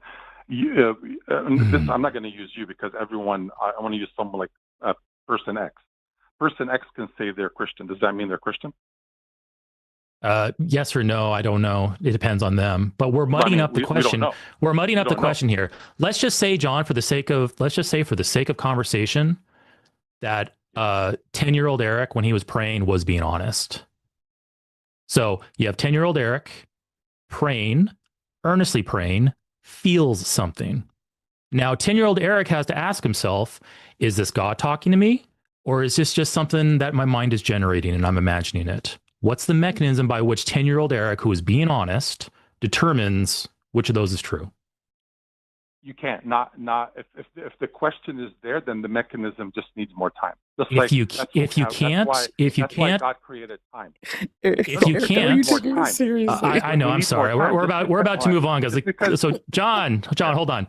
We're about to move on because the queue is filling up with probably other conversations. But John, if your answer is just you don't have a way to do that, then John, what you're appealing to as evidence for God is useless, like straight up, because you can't determine whether that's actually evidence or not. You're saying it's evidence, and that's a great claim. Good for you. But that's not a justification for anybody else to accept that, or even for you. So let's say a brick falls on my head. Oh, okay. Actually, I got a fun story about that because that actually happened before. If a brick falls on my head, if a brick just appears in my room out of nowhere and falls on my head, I'm not going to say, I'm not going to say it's a hallucination. Has that actually happened to you before? A brick materialized and fell on you? Okay, we're going to move on, John. No, Thank you for the call. I'm just using. Okay, all right, John. We're gonna move on. You have a good day. Goodbye. Have a good day, guys. Bye. So I don't have anything else to say about that. That was wild. So funny. I mean, at least it was better than our previous caller who was affirming contradictions from the get-go. At least there was an attempt at logic, hopefully there, but whatever. Let's move on.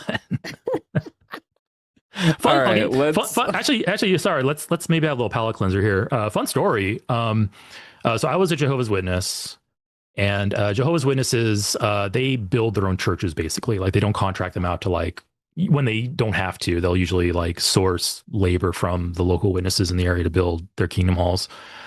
That was something I did for several years because I have experience as a tile setter and as a flooring guy. So I was on a few kingdom hall builds.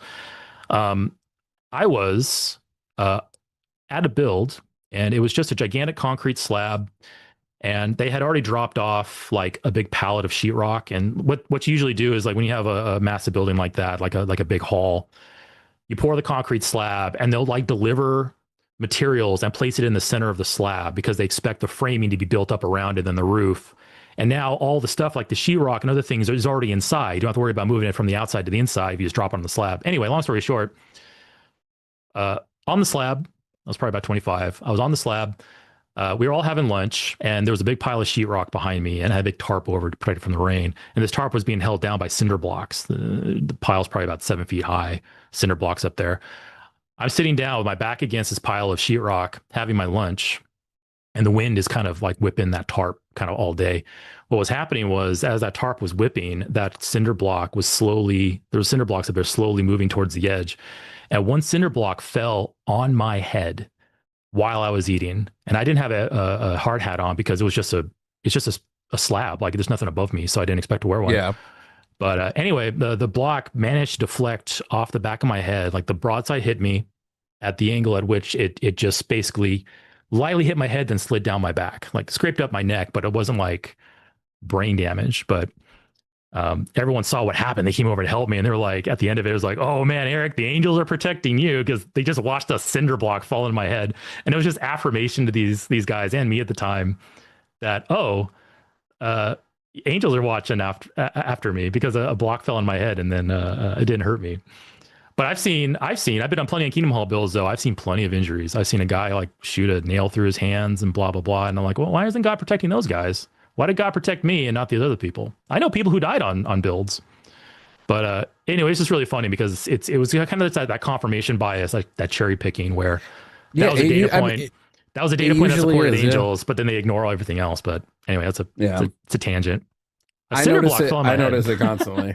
Yeah. Well, speaking of cinder blocks and blockheads, let's bring our next guest. That's going to be Joseph, who's calling in as a theist from California to defend God being real, but also has a question for us on evidence. Joseph, you are on the line with Jovan and Eric. How are you doing today? Hey, I'm doing very well. How about you, Jovan and Eric? How are you guys doing? You know, leaning slightly to the left. Doing good. Okay. Yeah, so I guess the question here, is God real? It seems like it's incomplete. And earlier in your show, you mentioned about presenting evidence in a courtroom. One thing that a courtroom has is that both parties have some agreement based on what evidence is being presented and the verbiage at question for that proposition. So this is where I called in trying to understand, before even discussing God exists, the terminology in and of itself, what kind of evidence in a courtroom, so to speak, using your figurative language, would you accept as evidence for God? Because if you don't accept certain evidence, at least I know what boundary I could use. Hopefully that makes sense. I would want specifically, if we're talking about belief in a God, I would want compelling external evidence for that belief. And what I mean by that is I would want evidence that's independent of one's own personal feelings, intuitions, or religious experiences. And I would want that evidence to be publicly accessible. I would want it to either be historical or empirical. So things that are like a repeated, independently verified miracle that's under specific controlled conditions, or archaeological evidence that that confirms specific divinity claims, or predictive prophecies that have that are pointed and come true. So not just vague, like someone can't just say the sun will rise tomorrow, right? Like pointed, specific predictive prophecies, or an observable phenomenon of the universe that's only explanation is God rather than some naturalistic explanation. My answer to that, Joseph, it probably is very much in alignment with Jovan. I'll try to maybe like kind of wrap it up into like something really like tight and succinct for you. Good evidence leads to very, very, very few conclusions to explain the evidence. Preferably one. I would like to see evidence that narrows the possible conclusions down to one. Bad evidence leads to many conclusions, while good evidence leads to very few, preferably one conclusion. So if you have something you can bring to me that can only lead to a God, that would be compelling for me. That could only lead to a God. So something that is absolute. I wouldn't say absolute. I would be like evidence that shows that like the God conclusion's inescapable. For instance, like an example of bad evidence was our previous call with John, where he says, well, you pray and you feel. And like, okay, if I do pray and I do feel, that's explained by many things.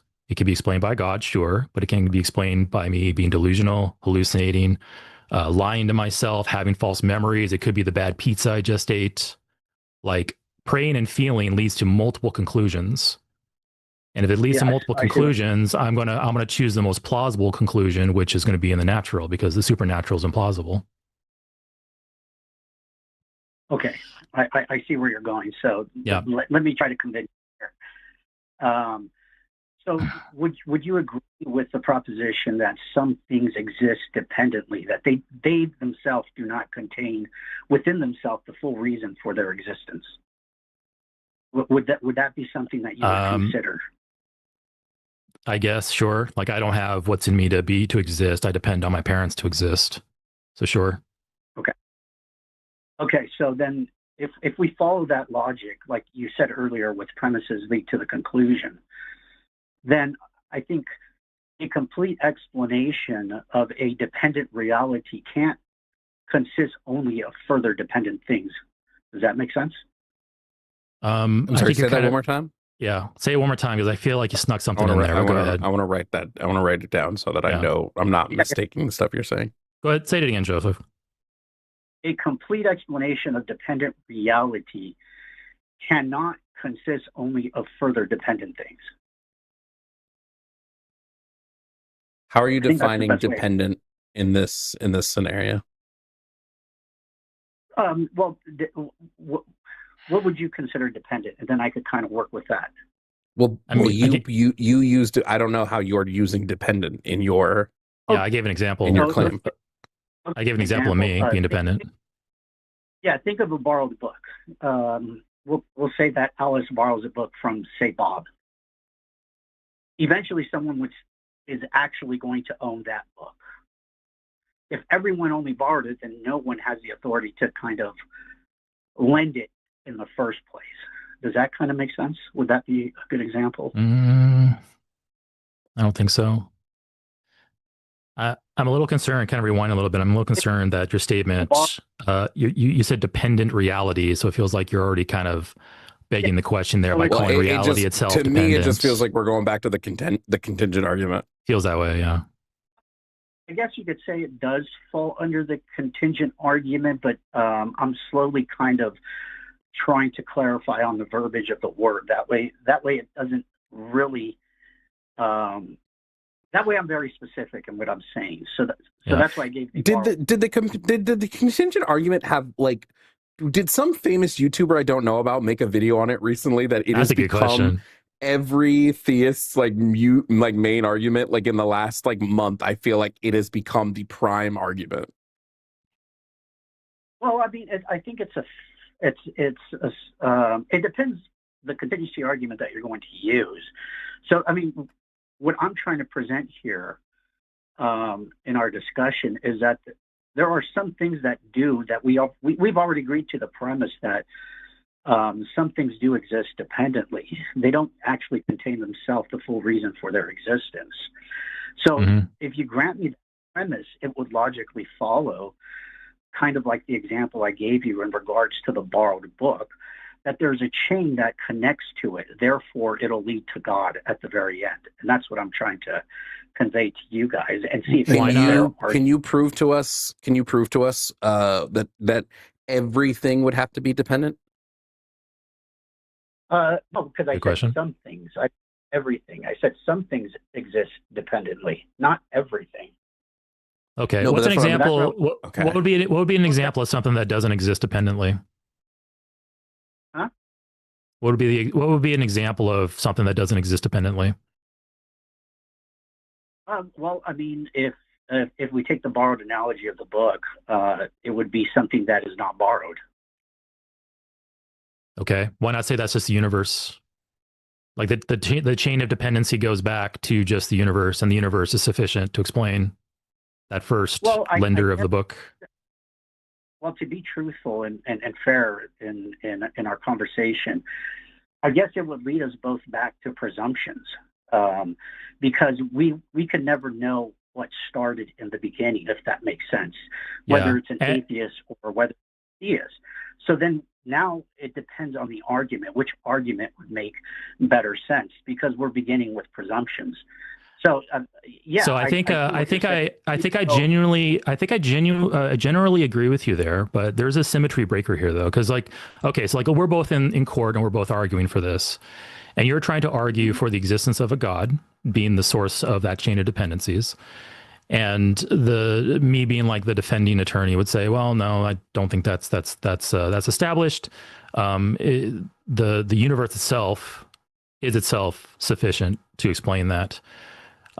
There's a symmetry breaker here that gives me the advantage in this argument, and that is I can demonstrate that the universe exists. In order for God to be considered to be the explanation for the universe, the God should be demonstrated to exist and not just argued for. Well, I'm sure, because we're both starting with presumptions at that point. Yes.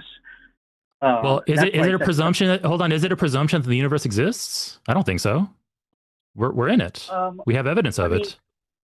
Then we would have to see what you mean by beginning to exist. We would have to define different types of beginnings. I didn't say begins to exist. I don't think the universe began to exist. Real quick before I lose it, I'm so sorry. Go ahead. Sorry, go ahead. If we talk about, say, beginning to exist, there are so many different types of beginning to exist. There's emergent beginnings, there's structural beginnings, there is finite causal beginnings. So there's quite a bit of those beginnings. But it doesn't necessarily follow that a finite beginning, for example, or a causal beginning would explain all beginnings. So it's almost as if it's fractured at that point. Right. Why do we have reason to think that the universe began to exist? Why do we have reason to think? Yeah, because I'm guessing as a theist, you think that the universe began to exist, and the explanation for that is God. The universe beginning to exist is dependent on God, and I think that's just an assumption. I don't think the universe began to exist. I don't have a reason to think that. Yeah, it's both a presumption. It's a presumption that has to be. That's why when I first made my premise that some things exist dependently, they don't necessarily contain within themselves the full reason of their existence. Okay, why would this apply to the universe? Like I agree. I agree. Some things fit that description. I'm one of them. But why do we apply that to the universe? What's the reason to do that?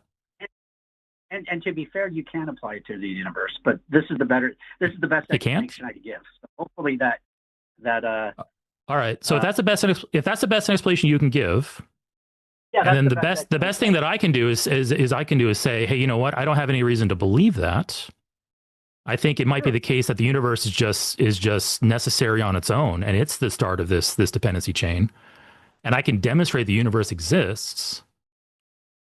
Like probability wise, why would you go with the God explanation when we have what's needed to show that the universe being the beginning of this causal chain is more plausible? Well, that's a fair question. The reason why I go into the God is, well, we know that things are ordered and organized in particular ways, and order doesn't just come from nothing. It violates the logic. Why not? Of necessity. You can't get. Hold on. Yeah, you just went off the rails there, Joseph. I don't think there's a logic of necessity when it comes to order. No, go ahead. In fact, I can give you an example of order spontaneously happening without any intervention, without any agent. Yeah. So I understand like randomness can eventually get order, but not in a very sequential. Not even that. Not even that. Like maybe that's the case. Right. But Joseph, have you ever heard of a thing called geologic sorting? Geological sorting? No. Yeah, geological sorting. So geological sorting is a natural phenomenon that occurs that will very, very rapidly sort sediment. And all you need is a body of water and then something like a landslide. You know, in a landslide, you have sediment of all kinds of shapes and sizes. You have large rocks and small rocks and pebbles, and you have dust, and you have like minuscule pieces of sediment. And what you can do is, and you can go onto YouTube right now and watch this. Just look up geologic sorting example or demonstration, and you can see it in real time. All you need is a body of water. You throw a shit ton of debris into it, And as that debris sinks down to the bottom, the large rocks sink fast. And as the rocks get smaller, they sink slower and slower until finally that fine dust is sinking the slowest.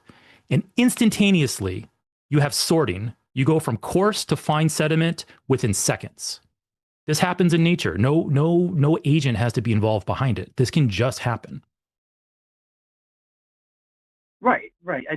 And I know that there are certain explanations of random events that do give an explanation of order, but it's not in a very statistically consistent manner. And the geology shows, what did you call it? Sorting? Geology sorting? Yep, geologic sorting. You can actually, like I said, you can go on YouTube and watch it real time, and it's an example of order coming out of what supposedly is chaos without any agency involved. Right. But I don't see how that actually disproves whether a God exists or not. It demonstrates that order can happen on its own and no God is required. Right. Only demonstrates order. No agent. I'm sorry. Rather, no agent is required. So if we can have supposedly chaotic and random events occur, and we get some type of order out of it, and that can be shown to happen at least once, then we can't say, looking back, like, oh well, the universe is ordered, and how can it be ordered without an agent? So like, we don't. That throws all that into question, because now we have an example of that happening. Can I ask a clarifying question of you, Joseph? Sure, go right ahead. Do you believe the universe was created with a mind?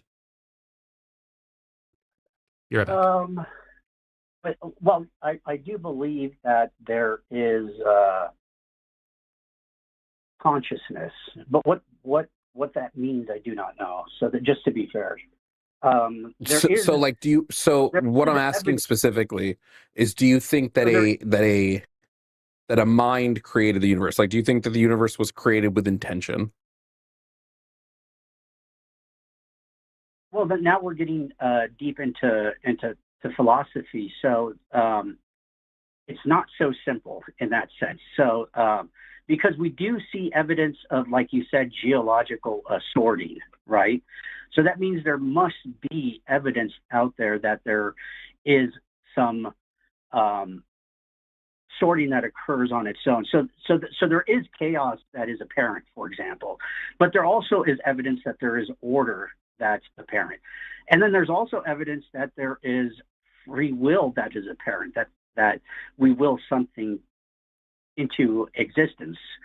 So we have three categories. But do you believe God had intention when he created the universe? Like, do you believe God had specific intention that he wanted the universe to be one specific way at the creation? As a theist, I would say that yes, God had. Okay, and what is our evidence of this intention? The only evidence I could give is what I just explained right now. That's the best argument I got.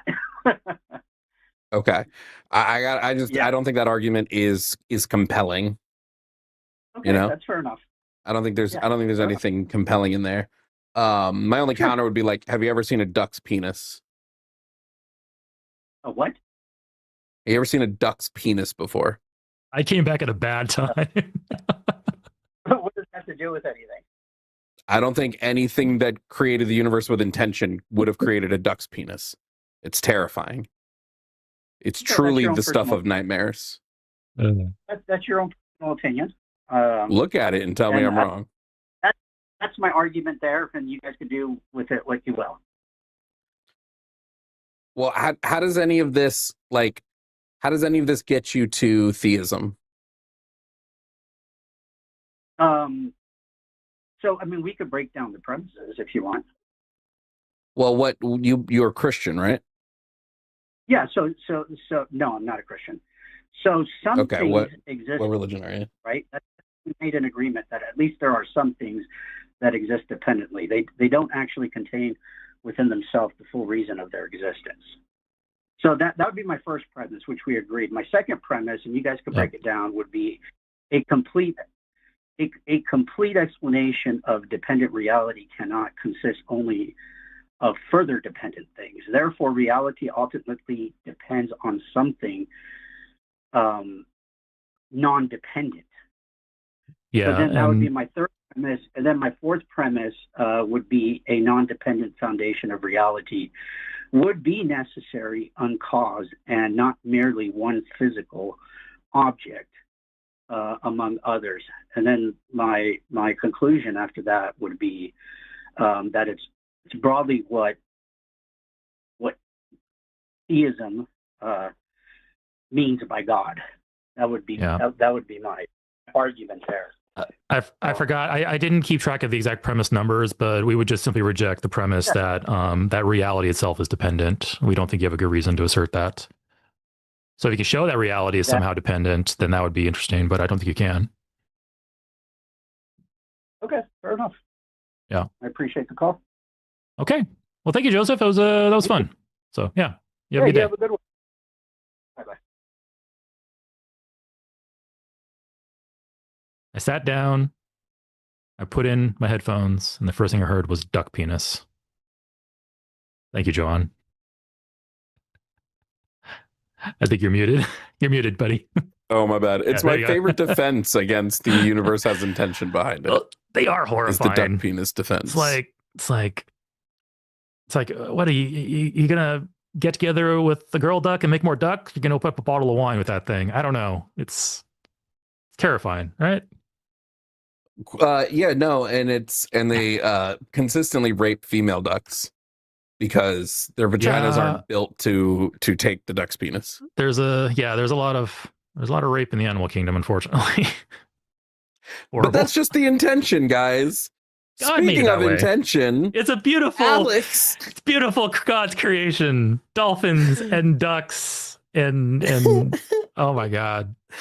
Alex from Ohio is calling to tell us that God is real. So I can't wait. Hopefully Alex has a better thing. So Alex, theist from Ohio, you're on the line with Jovan and Eric. How are you doing today? How you guys doing today? Couldn't be better. Doing fine. Well, maybe not so much after the duck penis thing, but I'm doing okay. I'm hanging in there. That's why I couldn't be doing better. I got to Google that when I'm done with this. I wouldn't. At your own peril, my friend. But I would say I believe in God. What gives me the belief in God is that we're just too. I don't. Do you believe in like the Big Bang Theory? Like we're goop slapped together and just became. I believe everything. that the universe existed in a different state. There was a singularity in this state that expanded the observable universe. I don't know what the universe looked like or was like prior to that state. Okay, so how kind we of came to be. The way you phrased it was kind of crude, but and you're talking about two different things there. You're talking about the Big Bang, the origins of the expansion of our universe, and then you jump to like abiogenesis, which is the start of life on Earth. But just for the sake of argument, yes, I think the Big Bang Theory is our best current explanation for how the universe began to expand. Not how the universe began, but how it began to expand. And I do think that there is some abiogenesis event that turned basically non-life into life, whether it be instantaneous or a gradual process. Something happened there. It's kind of like a placeholder, an event, and I think that happened too. Yes. I believe that's just so hard for me to believe. Just by the simple fact that I agree, it can be hard. How perfect we are as human beings, all the way down to our fingerprints. We got our fingerprints, just by design. Then look at, we have tigers, we have goldfish, so all these little things. Like you're telling me all this was just a little bit of goop here. I would say, here, like, arguably, we're some of the least perfect Stardust. creatures on the planet, homie. Yeah, we can't even hold our heads up on our own for the first, what is it? Alex, when you say perfect, what do you mean by couple weeks away? perfect? Because what do you mean by perfect? Because I would probably strongly disagree with what your idea of perfect is. I wouldn't say that.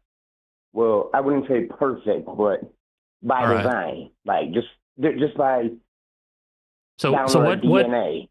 What about it like So indicates design? What about believe it? that we would have. What I'm about sorry, it you can indicates go. design? Yeah, I'm sorry. I'm not trying to talk over you. I'm just like, I don't want you to like go off to something else while I'm trying to like drill into what you're saying currently.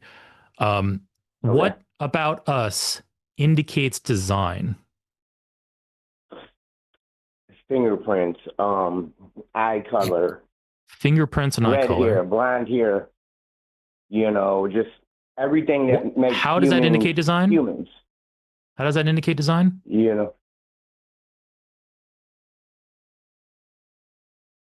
I think there was thought put into us, right, by God.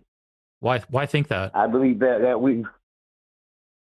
it's easier for me to believe that there is somebody that It's easier. designed us, created everything versus a little bit of stardust here, a little bit of lava juice here, a little bit of piss here, and then, Alex, thousands of years, millions of years, we just, okay. Alex, we may have, Alex, you and I might have differing values here, because I don't gravitate towards explanations because they're easy. I try to gravitate towards explanations because they're true and can be shown to be true. Which would you prefer? Do you prefer explanations that are easy or explanations that are true? Well, what's easy about God? Hold on. Hold on. Lock in on the question I just asked you. What do you prefer, Alex? Do you prefer easy explanations or do you prefer true explanations? I believe true explanations. Okay. So you just, before I asked you that question, you said, well, it's just the easier explanation just to think it's created. But now you just told us that you actually prefer truth over ease. So that's not a good reason to believe. Because I believe God is, not God, but God's son. Jesus, you said historical text. Jesus was a son. Well, now we're bringing in Jesus. Hold on. Now we're like, we just like expanded the scope of this discussion to like Jesus. Let's bring it back into just, why is God the explanation for blue eyes and red hair and fingerprints? Like, why do you say that? And you said, I asked that earlier and you said it was easier to say that. And let's get away from the easy part. What can you give to us that shows that that's actually the case? That God created that? Mm-hmm. Is that what What can you give us? Yeah, what can you give us that shows God created it? I can't, but I don't believe that the science can. I don't believe that because. Have you looked into science at all, Alex? Yeah. I've been over it. I've seen it. Okay, so science shows us some stuff at least, right? So science is already bringing more to the table than you have with what you just said. So why like put yourself in my position here. Put yourself in my position. Okay. I see science giving us at least some explanations for what's happening. And then I have another person saying, well, I look at these things and it just feels like a God is there and it's the easy answer to go for. Which one should I choose?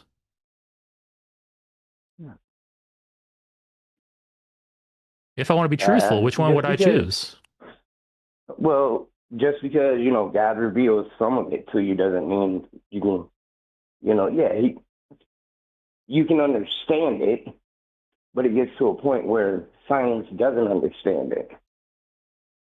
That gives us a license to just plaster God into those gaps. Yeah, I would say so. I would say it's better than saying, well, we'll figure it out when we figure it out. So do you prefer any explanation over no God than there is with science being right? Wait, say that again. There's more proof in history of a God, spiritual, whatever you want to call it. Proof in history. Whatever. There's more history on that. What? The spiritual proof in history being for right that? What are we? Than science being right. Where? Setting aside the kind of the sloppiness of that statement, what proof in history are you talking about? Yeah. Okay. What proof in history are you talking about? Religion has been around for what, thousands of years, correct? Uh-huh. How long has science been around? Natural philosophy has been around for a long time. That turned into science, but does the age?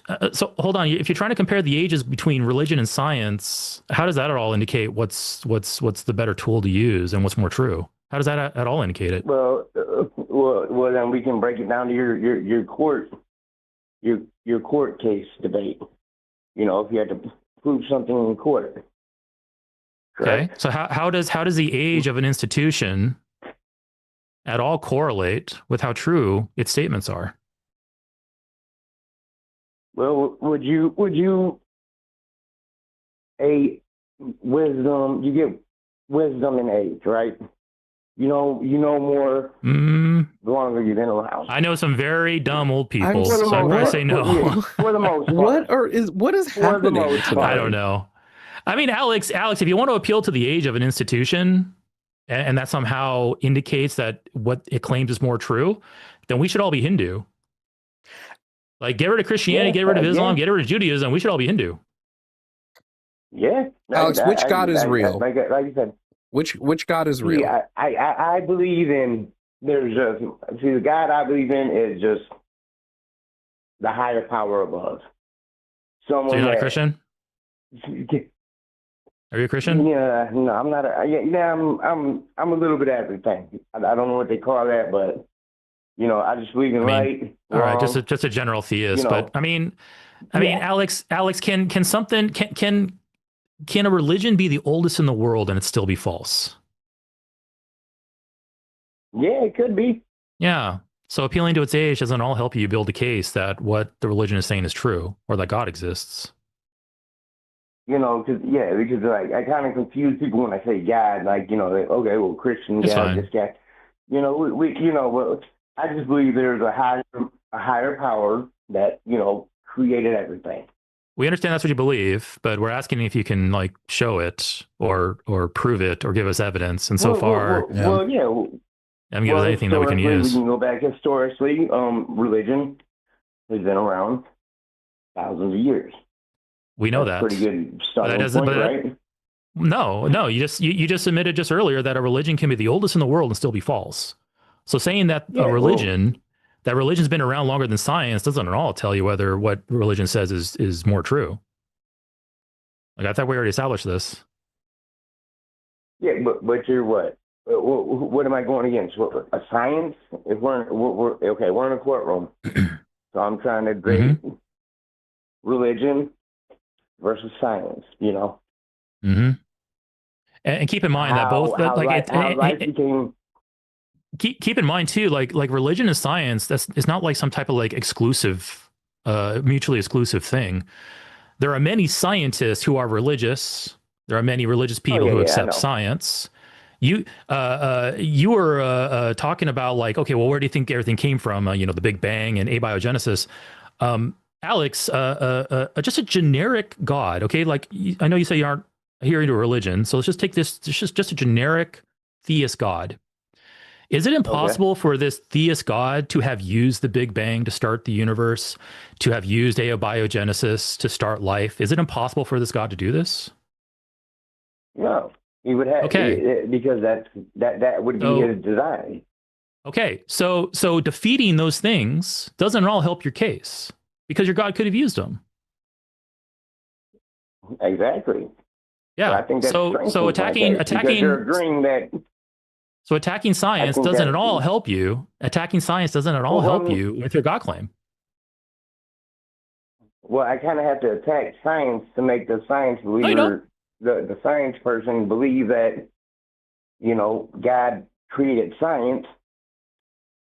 So you can understand the religion. Man created science, and science is entirely a man-made thing because science is a process that we invented.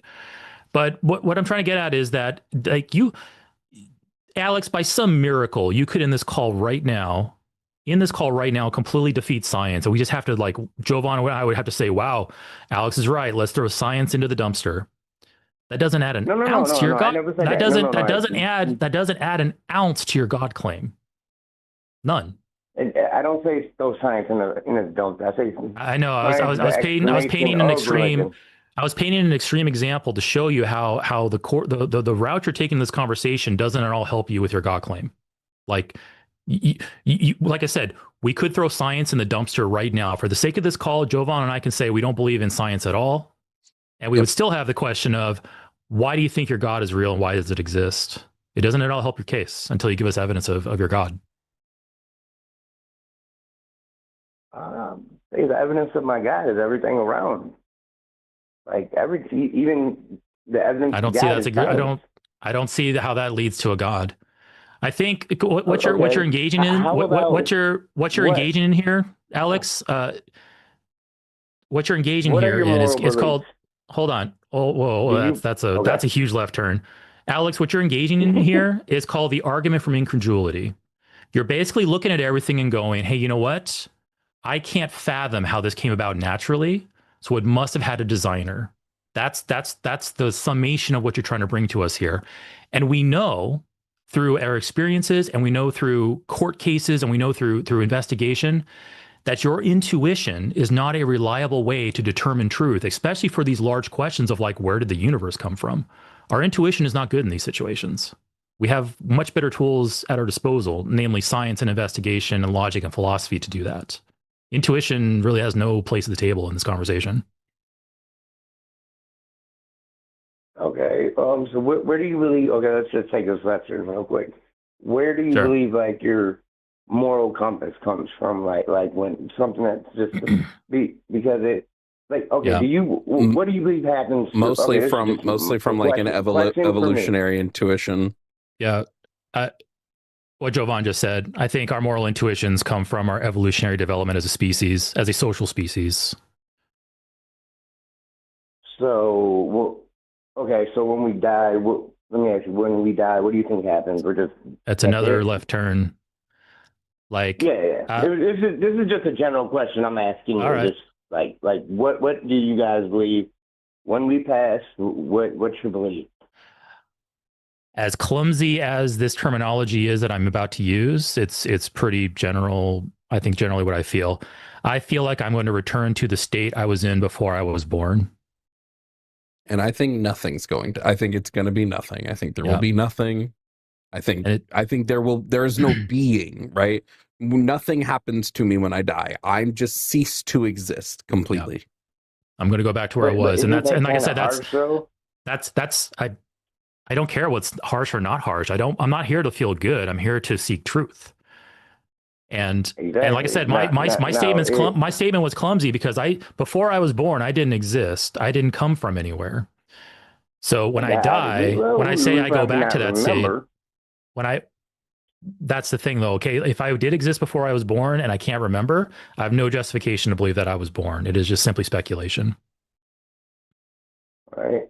Okay, but I think I'm just going to be. It's just going to be like what it was before I was born. I just won't exist. I just kind of believe that I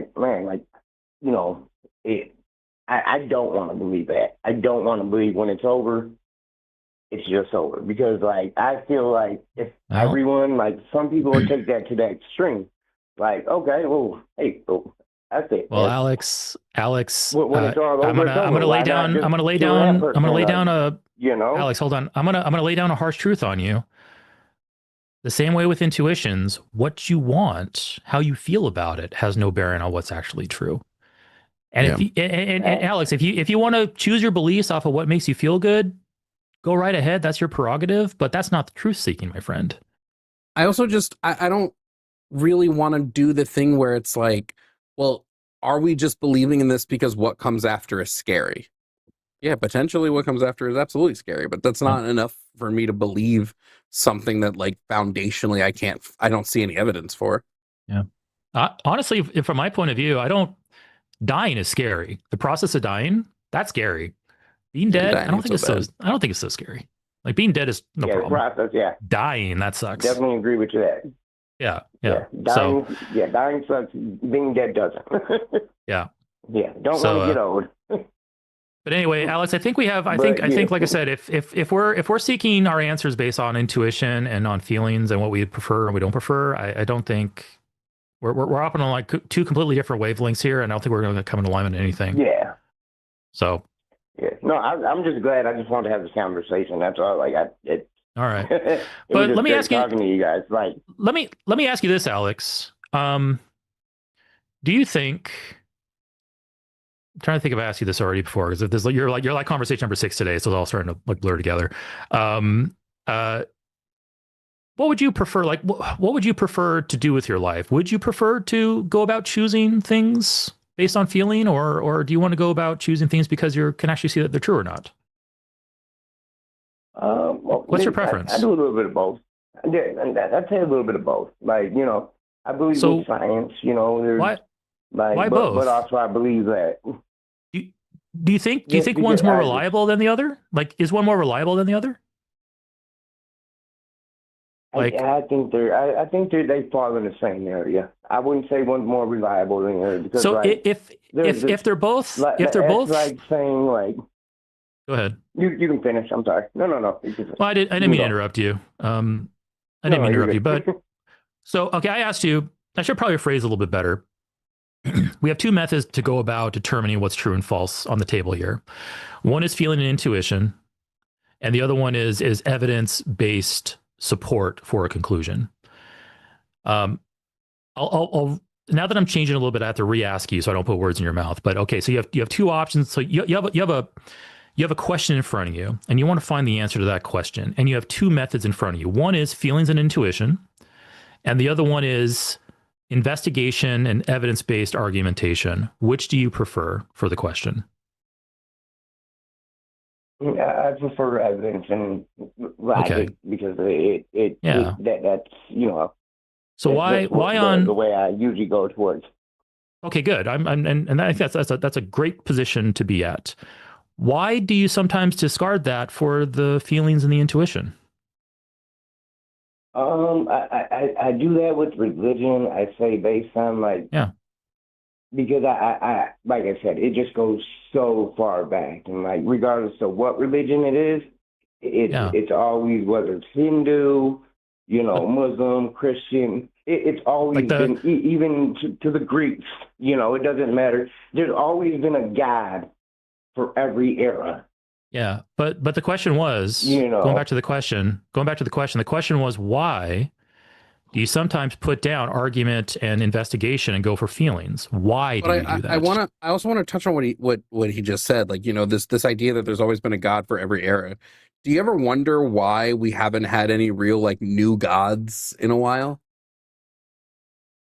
No, I haven't. That's a great question. I've not thought of that. I think it's because we're learning more about the universe. We're not as afraid. Yeah. We've scientifically advanced way more than we used to be. We don't think that the sun is like, or that the earth revolves around the sun revolves around the earth anymore, right? Like, as we learn stuff, we stop having a need for religion. Yeah, that's right. Yeah, they say science is the new God. You know what? Yeah, that's what they say now. Science is the new God. That's the God of this era, is what they say now. It's science. So, but yeah, I see what you're saying, Ultimate. Yeah, you're right. There hasn't been a new God in a while, and you know what? That's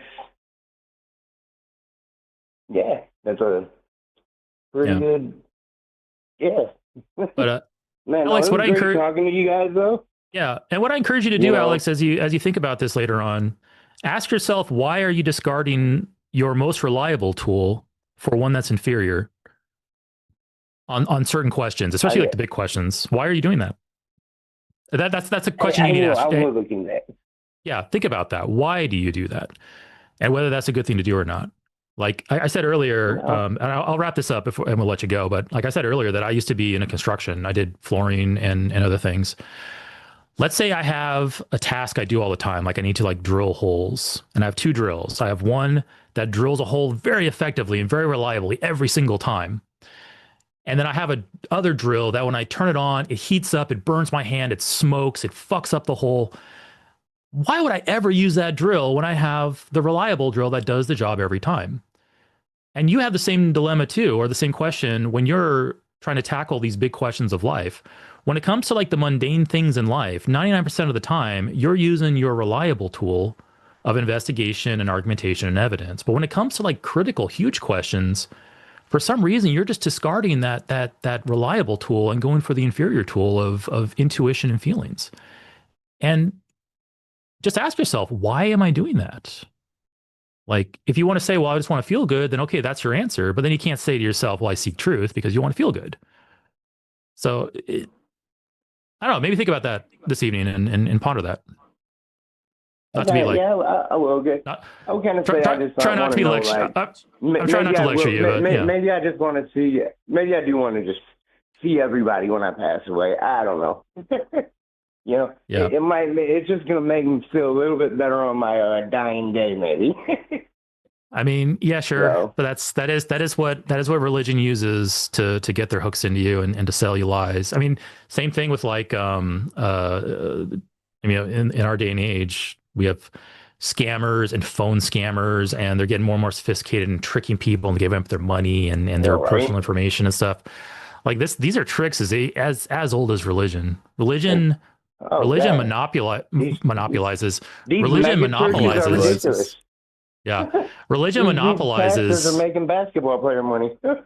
Yeah, and religion monopolizes these insecurities in us. They exploits these weaknesses in us to get their hooks into us and sell us lies. And we need to be careful about that, because Alex, if you're, for the biggest questions, if you're using your unreliable tool, then you can't have any confidence that what you think is true. And you may be exploited by some religious person. You know. Yeah. And like, I'm not a big church. Like, you know, I don't believe in like the churches and doing all that.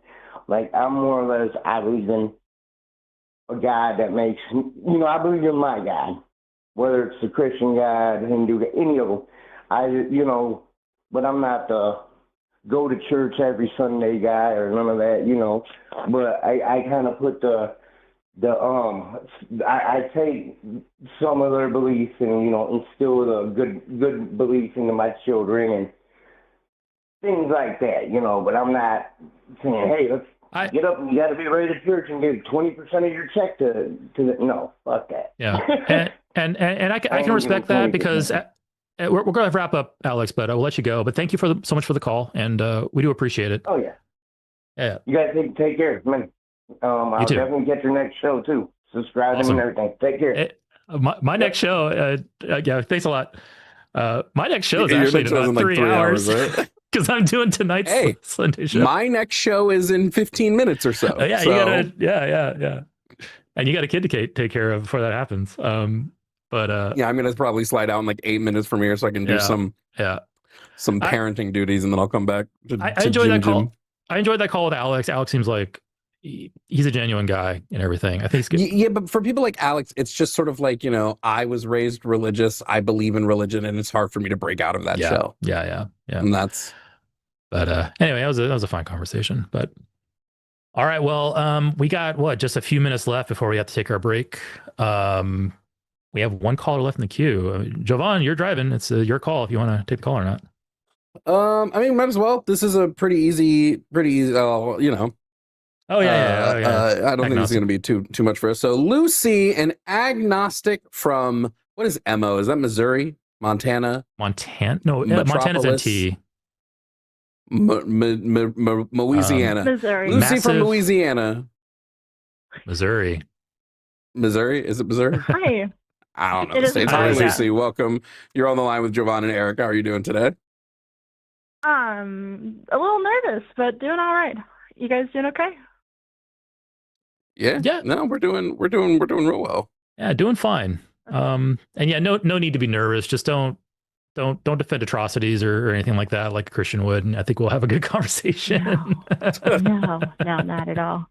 No, I just have massive social anxiety, so that's all I'm grappling with over here. I feel you. I'm an introvert and I have social anxiety. One of the reasons I do this is because it's pushing me out of my circle of comfort. So I totally feel you there. It's difficult. I'm an extrovert, and y'all need to get over it.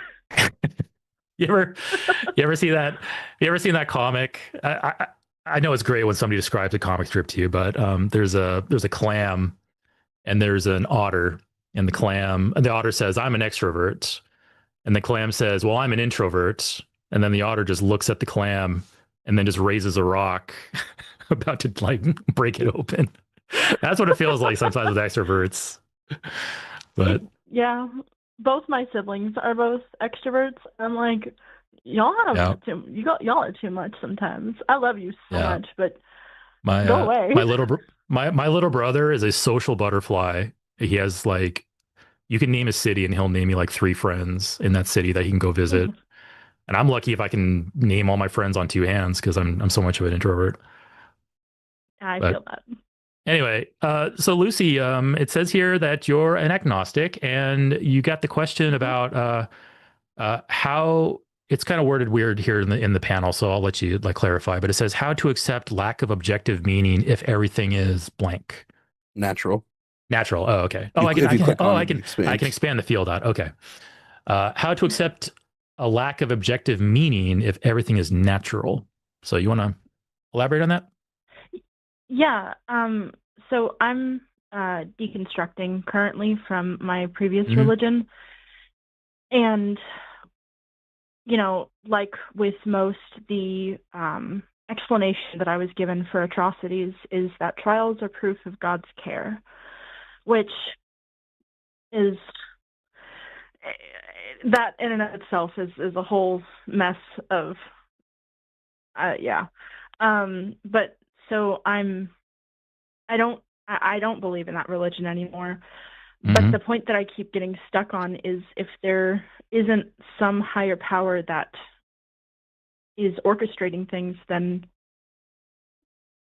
like there has to be a why. You know what I mean? There has to be a why for some of the things that I've gone through, that other people have gone through, because it's horrible, and I just don't really understand why. God was the answer I was given for so long.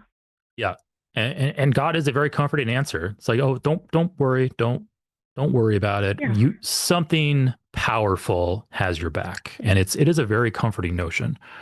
I dealt with the same thing when I was deconverting.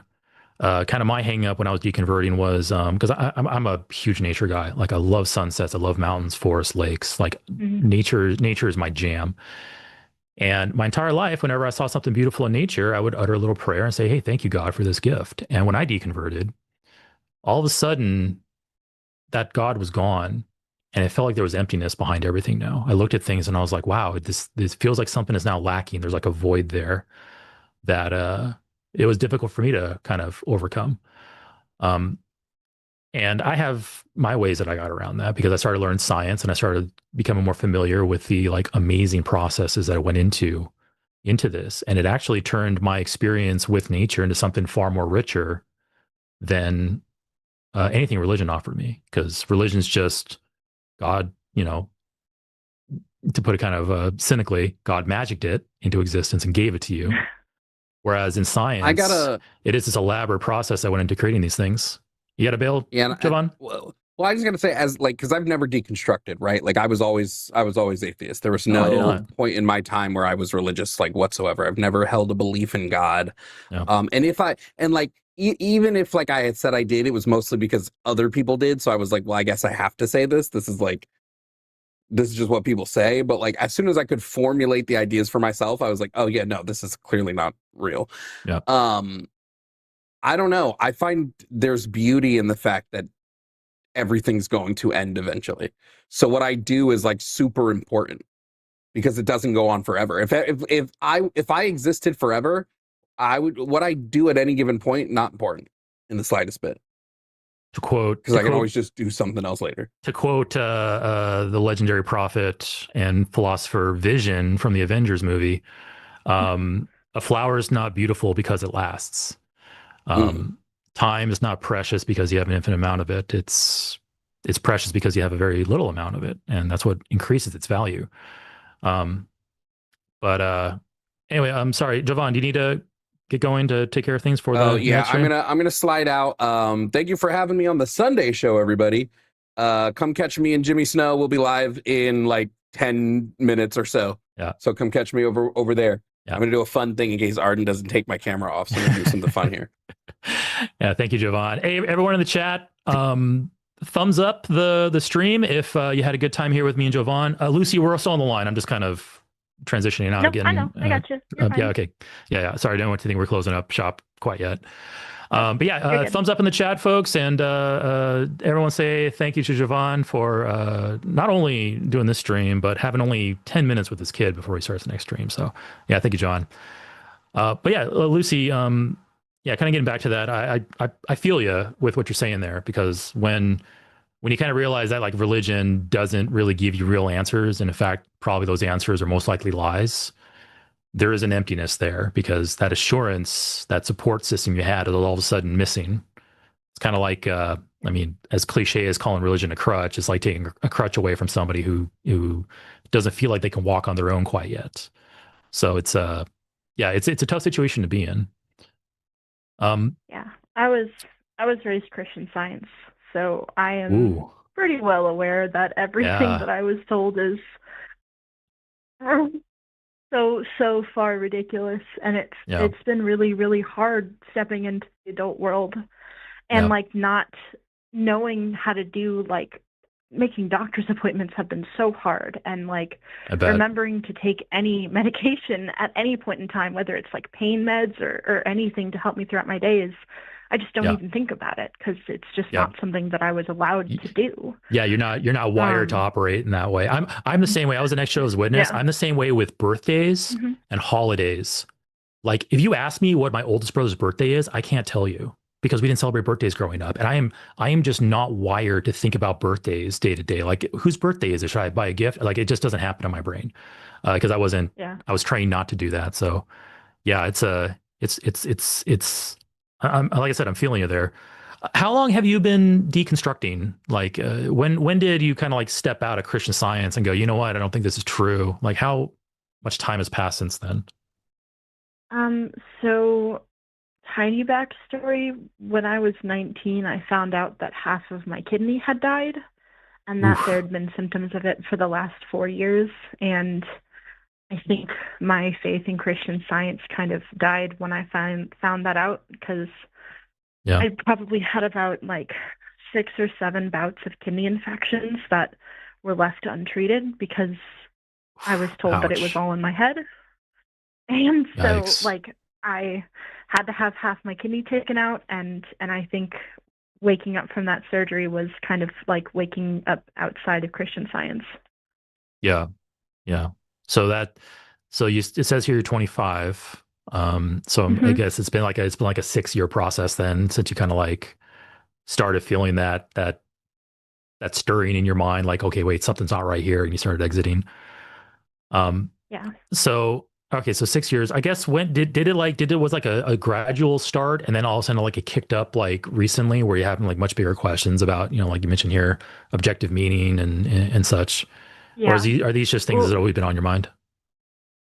Well, so my husband is very, very anti-theist, like very anti-theist.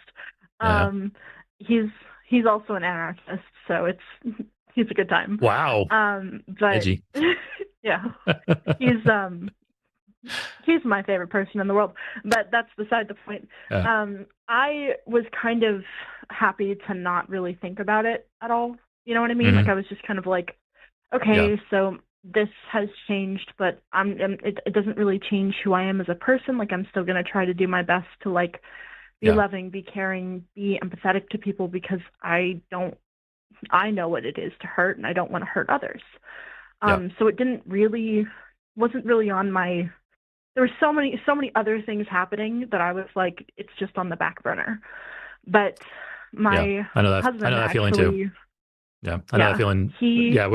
Where you only have, your brain only has a certain amount of like bandwidth and threads open to do things. Yeah. And if more pressing matters are taking up those threads, then those questions kind of like, okay, later. And then finally you start thinking about it. Yeah, I know what you mean. Yeah.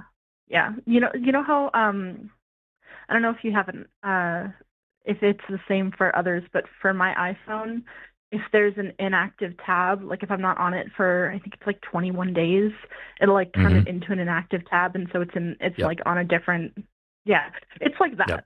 I only have so much space for all the other tabs, and then the rest are inactive over there somewhere. Yeah. But that's a good analogy. they're still saved. They're just not in the forefront of anything. Yeah. And that's totally fine. You have limited capacity, and it's totally fine to be like that. Like, deal with your immediate problems now. Worry about these other things a little later when you got time. Yeah. Yeah. But he actually was, my husband was big on watching you guys, and he showed me 2 different videos. One had Forrest Valkyant in it, and the other one had Jimmy Snow in it. I don't remember what they were, but it kind of started my process of thinking about what I actually believed in. And so in the last 3 months, I've just kind of been like on a crash course of, okay, well, where am I actually in this? Yep. Yeah. That tends to be like kind of the trajectory, especially after you were born or raised in a religion.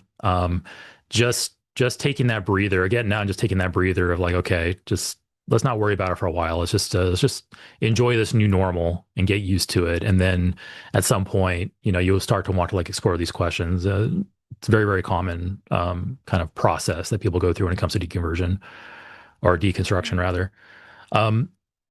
But I guess probably the best thing I can tell you, if you're looking for like, okay, what are your next steps? And quite honestly, what you've been doing so far is actually really good. A lot of cases, you just need more time. Because every time you go out in the world, you interact, you do a little bit of thinking, you go to sleep, your brain internalizes it and puts it into long-term storage and does like its subconscious processing of all the things you've taken in. You're going to wake up tomorrow as a slightly newer person, and the things that you learned today will be integrated into that person tomorrow. And you may have questions now, like for instance, you're talking about, the lack of objective meaning. And we can address that here specifically in a moment. We have only a few minutes left, though. I think I have to end the stream before 2:00 hits, so the other stream can start.